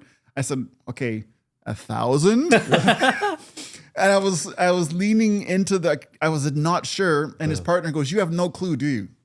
And I said, "No, I have no idea. I've done this for fun for a soccer club, and I'm glad that I'm talking to you. It's a chance to make some money on the side." He goes, "How long do you think this will take you?" I said, "Probably about 2 weeks." And he said, "Rob, if we were to put this out to tender," right? And right away I'm going, "What's tender? What does that mean?" He goes, "We'd probably get a quote of about $5,000. And that's when the light switched. that this was the thing.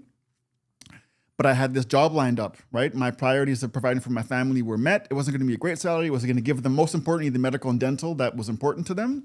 And so I said to this guy, I said, I love the offer. I'd love to help you.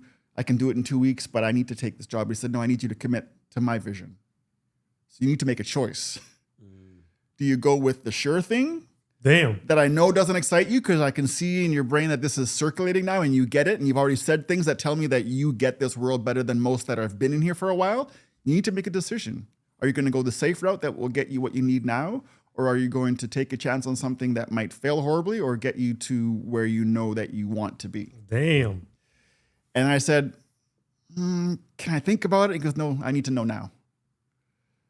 And like my job started on Monday. This was a Friday. This was a Thursday. My job started on Monday. I had already moved out into an empty basement suite, and I was comfortable with all. I was comfortable with what I thought was the pivot. Yeah. And so I said, yes. Actually, prior to that, he said part of the pot sweetener was, if it's just about your medical for the kids, what's that going to cost you, right? What does that look like financially? And so I said, well, I'm not sure. He says, dude, I don't even, I was just bombing on every, and so his partner This guy goes, is not helpful whatsoever. Right? I'm not helping myself at all. I'm not pitching. There's no elevator pitch. There's like a coffin plunge to the bottom of the graveyard. Yeah, and they actually helping you out there. So they really wanted me, right? Yeah. And that actually, that clued in later that these people were advocating for me when they didn't really need to. But his partner goes, okay, I have 2 kids. This is what I pay for medical. It's going to cost you about this much a month. How much is your salary? And then Scott said, I will match this and pay this much more for medical and dental as long as my runway will let me, which is as long as my stocks will run out, and that is 7 months. And after that, no guarantee. Yes or no? I told him yes. Thank my God. My first call was to Mr. Han from the Speedy printing place, and I felt guilty because I'm also about commitment. You do what you say you're going to do, and you live up to. You don't take the easy route. Yeah. But he said, you know what? I'm so glad that you said yes. If you had said no, and I learned about that, I would have been very angry with you. And I probably would have tried to find a way to get you back into that. So Monday, I started onto this .com tech path with no experience, no education. And that was a long story, but to talk about these are the kind of pivots that I think have also empowered me, but they also still to this day, to this moment, as I figure out where the rent's coming from, have left me with this, I care, but I don't care. Right? I will find a way. Because if I can make it through that, I can make it through anything. A good amount. Lots of there for you guys to pick up on. But yeah. So Damn. when I was listening very keenly, when you were telling the story, there are points that you made in the story where you said you had your basement suite ready, where you were comfortable. It goes back to what we were saying that comfort can help you make decisions that will sabotage you later, or it will help you make a safe decision, basically. So it comes down to, at the end of the day, it comes down to what is your goal or what is your North Star, what is your purpose? It comes down to that if you're trying to achieve anything at all in life. And so it can be good where you have this mentality that whatever life throws at you, you'll figure it out. That mentality, I do have it as well, but you have to couple it with not being comfortable. Yeah, go through life having that mentality, but when opportunity arises, make sure you take advantage of that. Yeah, absolutely. Yeah. So I think you mentioned it. I've mentioned it. This idea of a North Star. And now that I'm older and wiser, I definitely see, from the business perspective, I always look at the North Star of what the product we're building is and what the company vision is, for sure. My own personal North Star is much bigger than it ever was. Back then, my North Star was, I have 2 children that need to be fed and housed. And based on what I've been able to maintain so far up until this point, which was, as a parent, I need a minimum of $1,400 a month. Right? I need this. So my North Star, either I allowed it to be limited to being a family person and those responsibilities, and I didn't have the foresight to look bigger beyond that, or add a North Star that would make that possible. So my North Star I thought was admirable, and I think still was admirable, but it was limited to the needs of the now.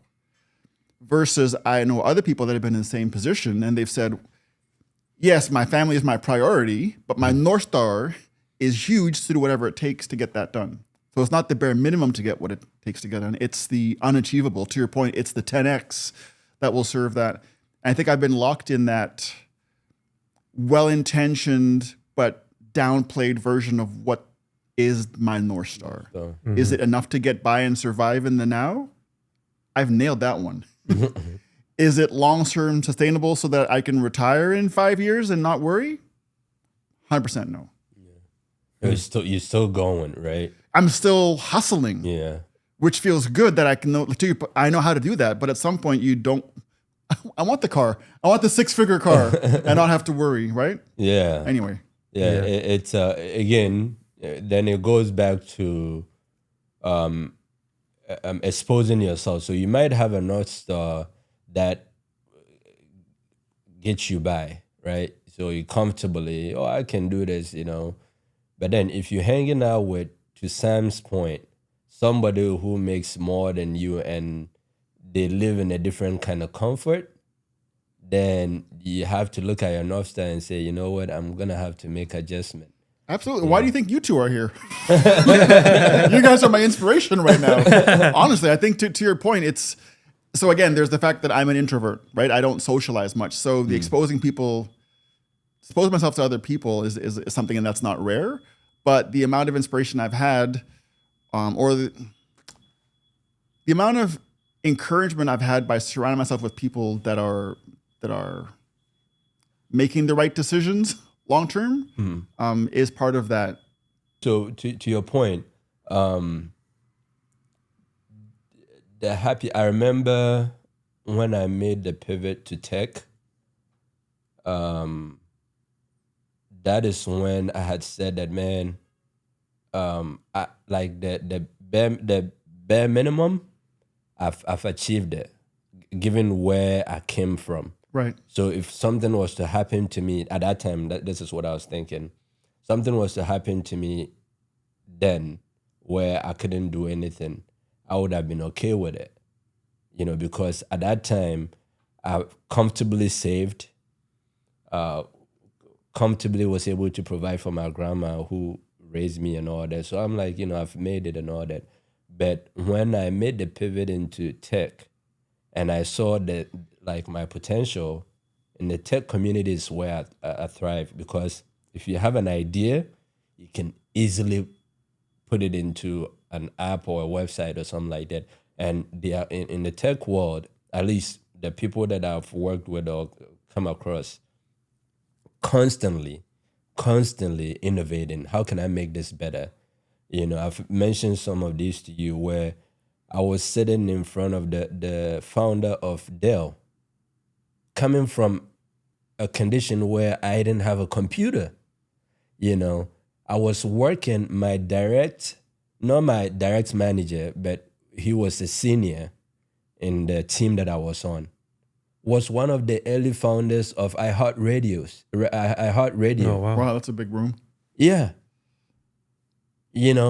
So to be, and I had conversations with him. He gave me advice when he checked on, they gave us a project, so I'm working in the space with somebody who essentially created iHeartRadio, which is big now. His name is Anurag, and he's very cool. We did cooking contests and all that. I'm like, man, my grandmother should come and look at me now. Sitting in the room with all. Hang on, did you people. say cooking contest or cocaine contest? Cooking. No, not this kind of show. Cocaine contest. Cut. And this was a corporate thing, so no, it wasn't cocaine. Okay. And I didn't tell you a story where I was offered cocaine though, but I don't know. But yeah, it was a cooking contest, and I get to show my authentic self, the African cooking and all that. So me coming from a humble beginning, get to show that I've always been proud to be an African. I've always been proud. I think the luckiest thing to ever happen to me was to come out being Black and to be able to, some people say that I'm intelligent and all that. for me to be like that, being in this group, I have a way to compare it. Not having to now having access, all this access. It's a great feeling. It's a great feeling. So that is the reward that I get from working hard. Wow. So I don't have to settle for this, but I can actually achieve this. And so this is why you couldn't tell me I couldn't, like my mentality is the better version of what Kanye West is, I'll say. You cannot tell me nothing. You couldn't tell me that I couldn't be what I want to become. Because I've done it over and over again. And you will only understand it if you saw where I came from. And so this is why comfort is never good. And there are times I fall into it. It's good to be chilling in bed and ordering Uber Eats and be like, you know what, today I'm not opening my computer. It's good. But I always know there is better. I always know there is better. And that is why to everyone, don't be comfortable. Even if it seems like, I can deal with, this when it comes and all that. Try to set yourself up so you have a better life than what the comfort is. I'm learning. We all are. Get into rooms where you're the smallest guy. Yeah. That's something I've gotten really good at. Is to get into rooms where I'm the smallest guy, and I think I know it all. Get into rooms where you think guys who are doing much bigger things. I love that. Yeah, you'll be like, oh man, I'm just like in the beginning phase of what I can accomplish. Is that easy for you, or was to step into a room with people that are bigger or smarter or whatever the term is? Was that something that was difficult for you when you first tried it, or does that just come naturally to you? At first, it was hard. Because I was trying to be a person that I wasn't being, right? That I'm not. But if I go into the room, my intention is not to brag or stroke my ego. My intention there is to be inspired and learn from other people. I don't have to be anything because I'm just there to learn. Right. Yeah. What about you? Yeah. What about you? So, for me, it's always been a challenge to step into situations or rooms where I'm at least not knowledgeable on the topic at hand. I don't have to be the best in the room about it, but for example, and I don't think it's even an introvert thing, but if I was to go into a room of strangers and I knew that they were all outdoor mountain climbing type people, I'll talk a mile a minute because I'm proficient in the topic. I have no problem injecting myself into a scenario where I have some basis of knowledge or where I can not even necessarily inform the conversation, but I can understand. Going into a scenario where I am not just an outsider, but I don't know, I'm not proficient in the topic at hand, like a yoga class for the first time, that's not me, or that used to not be me. Not because it was an ego thing, it was I feel uncomfortable not knowing, I want to be able to contribute, and so I would go home and I would practice just enough yoga where I would go into it and not feel like a complete fucking idiot. Like you feel like you belong there. I needed to be somewhat proficient in order to be vulnerable enough to try something new. So that's not really being vulnerable, right? Because even when it came to like my product design expertise, I've always wanted to inject myself into, say, an engineering conversation or a scrum because I think it's important and I want to learn, but I didn't want to be that person that didn't know anything just for myself. And so I would take it upon myself to go to CodePen and learn enough things so that I could at least participate. I wanted to be at least somewhat proficient in the room before I feel comfortable participating.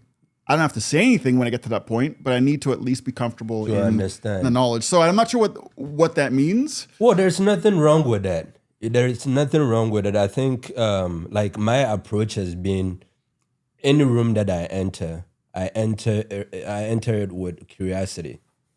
Okay, so even if I don't know, I enter that room with curiosity. I want to learn the things that I don't know. Hiking, the hiking that I was doing in Africa was necessary. over here, it's a luxury, right? So they have the gears and all that. One is you're getting food, the other one you're exercising. Exactly. And so to your point, when I had mentioned that I graduated with a chemical engineering degree, right? When I was about to graduate, I think about the year before I was about to graduate. I am a entrepreneur by nature. And so I came up with this idea. I was driving Uber and I was like, man, people sit in the back. Sometimes they are bored. They want to talk to you and all that. So why don't I come up with an app that has the map of the area that the Uber is driving through? And then people can advertise. So if your Uber is passing through, say, Robson, there is a coffee shop, it will pop up if they're advertising with you. Oh, there's a coffee shop over here. There's a gas station over here. Or you can play a game on that app, right? That was my business mentality. And I went to the head of computer science department at my school at that time, and I told him about this idea. He's a Chinese guy, Chinese immigrant. And he was like, oh, it's a cool idea. Come to my office, let's talk more about it and see where we go from there. So I came into his office. He helped me put it down in technical terms and all that. And before I left, he said, you do have a great idea, but what I will advise you to do is to come and sit in my coding class, my intro to coding classes. So you'll be able to understand the technical terms. If you hire a software engineer, you'll be able to communicate with them and you'll be able to understand what they are saying. That is the advice that he gave me, and it stuck with me since then. So even if I'm going to a room where it's all, for example, yoga, I have to just have a general idea. So when they say a term, I'm not like completely lost. Right. Right. But what I do is anybody that I talk to, whether it's you or Sam, I talk to them from a point of curiosity. So I'm genuinely interested in your story. That's why I couldn't wait for this conversation today, because I genuinely want to say, I know there is a lot to unpack and all that. I genuinely want to know, what were your influences? You were a different kind of Black. And I want to be able to absorb from that and say, man, this is interesting. Why did Rob turn out this way? Or why did he decide to use this as a solution rather than this? And that in turn enriches my life. So yeah. I mean, there's so many.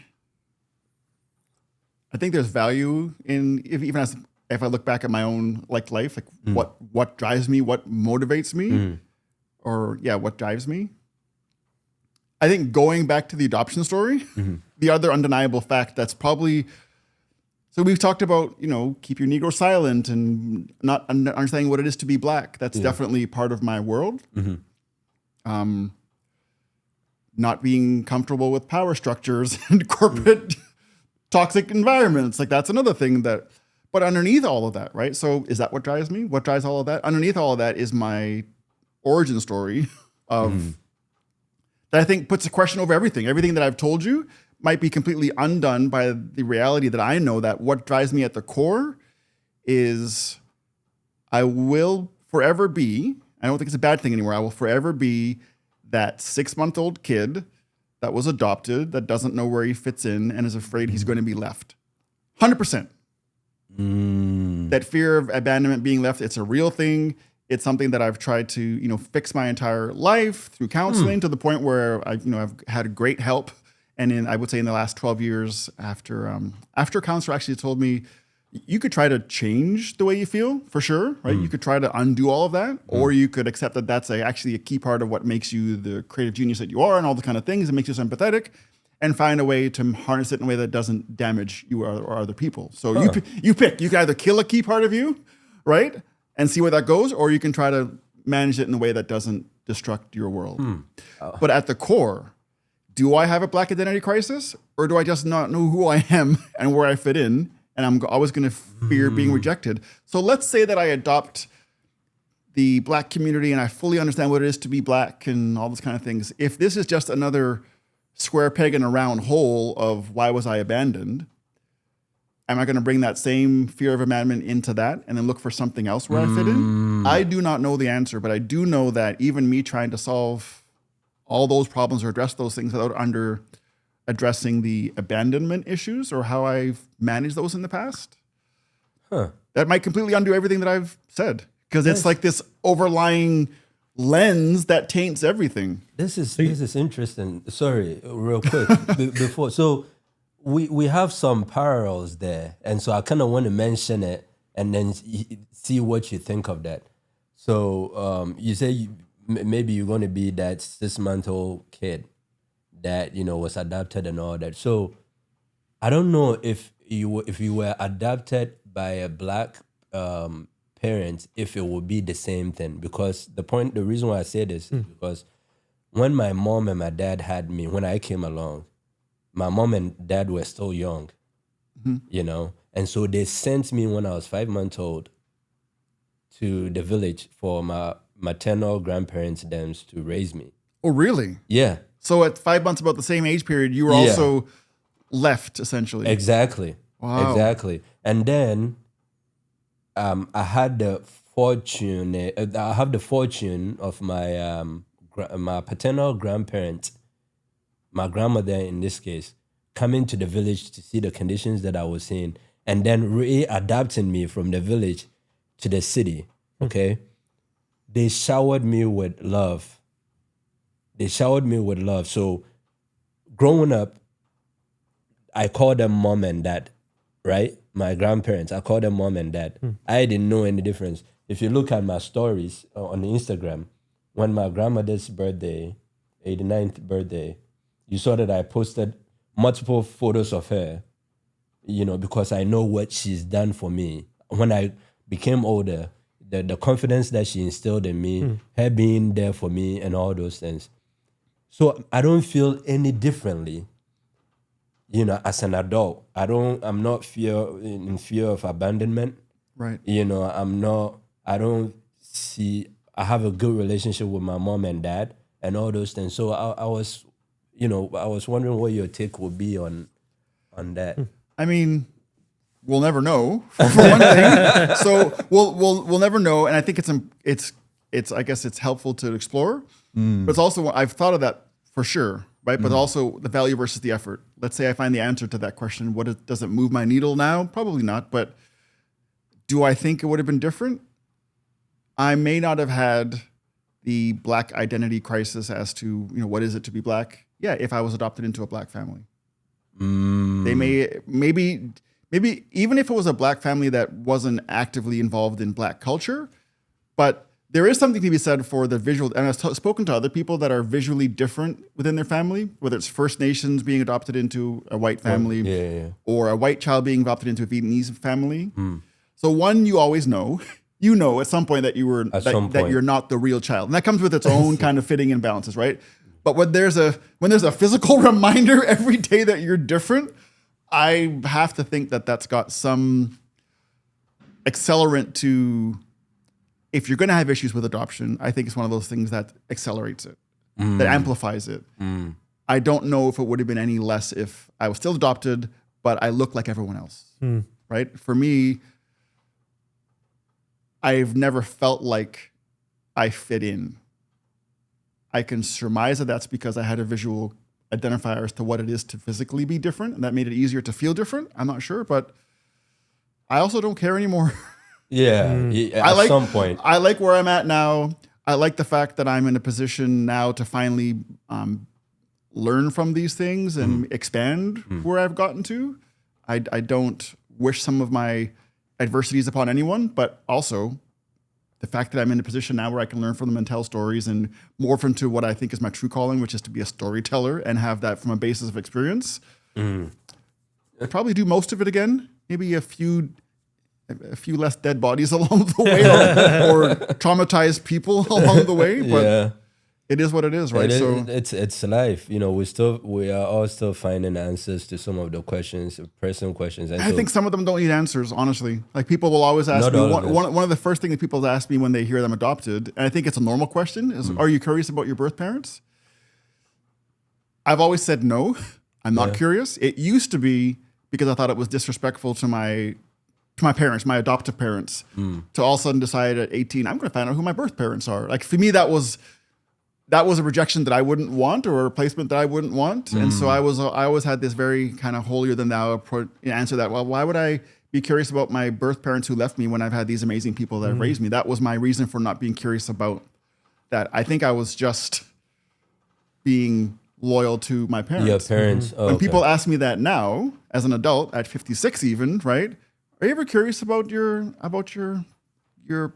birth mom, right? And also, why is your abandonment centered around a woman abandoning you? I never complain about my father abandoning me. It's always a sense of being abandoned by a woman, which is why my relationships fucking suck. It's your There's first- a whole other podcast right there. Your first love is your mom, as a Right? man. Yeah. But when people ask me now, aren't you curious about, your origin story? And especially now that you're in this phase, aren't you really want to uncover all you are? And I say, no. It's not out of respect to my, parents who adopted me. It's out of, I'm good with where I'm at now. I don't that's have the good. emotional bandwidth to upset the apple cart.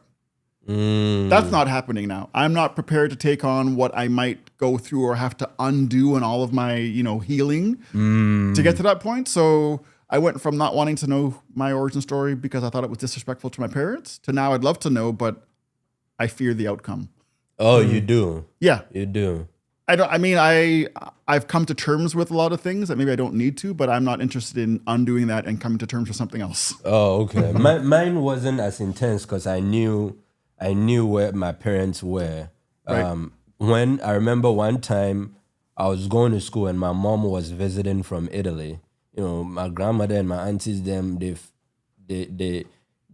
broke the news to me even before she came. So, oh, your mom is coming, so you have to, put yourself together and all that. At that point, all I know is my mom is my grandmother. You Right. know. So I remember I had washed my sneakers and put it in the sun for it to dry. And when it's time for me to go to school, I'll go take it. So I was going to take my sneakers to put it on to go to school. And I see this woman coming. And when she got close to me, she kind of knelt down and thought that I was going to give her a hug. And I just walked past her for my shoes. That was my mom. That was your birth mom? That was my birth mom. And at that point, Did you know? I knew that was her. But to your point, I didn't care enough. I didn't Right. have any emotional Attachment? attachment to it. Be like, oh, because my grandmother had been the one who's been there, Yeah. in sickness and all those things. So at that point, I'm like, man, you are just somebody who is family. And I don't know you like that to be hugging you. Or And you walked past to get your I walked sneakers. past her. But to your point, as I got older, I wanted to know more about my mom and my dad. Not because I was so curious or anything like that. Because I do have the belief that, again, your roots, if you get to know your roots, there are some things that will make sense to you easily. Right. So I went and visited my mom in the UK when they moved from Italy to the UK and sat down with her, had extensive conversations with her, still have extensive conversations with her, today on telephone and all that.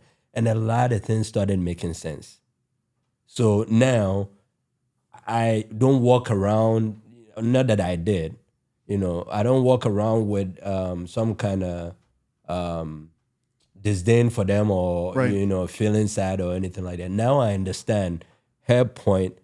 And recently I got my dad on the phone and I was like, so tell me about your journey, how you ended up in Nigeria and all those things. And he told me his journey as well. And things made sense. Right. So now I'll be able to take my experience and what they've been able to tell me, put it together. And when the time comes for me to tell my kids, how to navigate life, I can give them examples, because of all these stories that I've been able to put together. And so that's why that became important to me, Right. in that regard. Yeah. Well, underneath, I was clearly angry, right? At being abandoned. I was clearly angry. I have anger issues for sure, and it's all tied to something. I can blame it on that. But my coming to terms with it wasn't reaching out and trying to find out and have those conversations. I think I organically came to coming to terms with it when I had my own kids. And then all the things that people say to you, right, as they try to help you understand why you're being adopted, and you're like, you don't know what it's like to be adopted. And then people will say, with all kindness and well intentions, I'm sure that she loved you. I'm sure she did it because she thought it was best for you, because maybe she thought that she couldn't. I mean, all these things mean nothing to you when you're a kid growing up. Yeah. It's just like Why are you defending this person that abandoned me? It almost Yeah, makes me more exactly. angry. Yeah. And then you have your own children. And then almost in a heartbeat, you realize if I was in a position where I couldn't provide for my daughters and I tried everything and I knew that their path was either going to be horribly, not great or it could be better by letting them go to somebody else, would I do it? It's hard to say yes, but I would have to, right? Because that's a different lens to look through. But it took me being in that position of even being able to ask that question and look at my kids and go, what would it take me? Because you say, I would never abandon you. Yeah. And you're like, really? Some conditions might hate you. Right? To what degree? Because you don't want to relive your own pain. And so for that reason, you're going to put them through potential trauma. Like, what is your role as a parent? It is to make sure that they survive. What if you can't do that? You do whatever it takes. What if that means leaving them? Oh, fuck, I can't hate my birth mom anymore. Literally is what you come through. And I took, maybe by the time my kids got to be about 5, when it settles in, you go, you know what? 1, it's way back then. 2, I can't continue to use it as a crutch for everything. Exactly. And I get it. I get it now. It doesn't make it hurt less, but I understand it now, right? And now we can go into that, how do you manage it properly, which is what I've tried to do for the rest of my life. And that's it. That's a good insight. That's a good insight. So through, some of the things that you've been able to share as far as your origin story and some of the adversities that you overcame and some your story as well, it kind of solidifies a belief that I have. What's that? That life in general is about percentages. Okay. Life in general is about percentages. So things that you want in life, there is only 2 ways. Either you're going to get it or you are not going to get it. There is no in between, So the part where you're not going to get it and the part where you're going to get it is of equal percentage. And the only way you can get to either point of that spectrum is by changing the percentage. So if you sleep 8 hours a day, and if you cut that short and say you're going to sleep only 6 hours just so you can use the extra 2 hours to work on achieving that goal, you're decreasing the percentage of not having that goal and increasing the percentage of having that goal. You know what I mean? Sort of, although devil's advocate, what if you need 8 hours to sleep and you take away from that which you need to get the percentage up? So then you have to take the percentage from somewhere else. Okay. So opportunity cost. You have to take the percentage from somewhere else.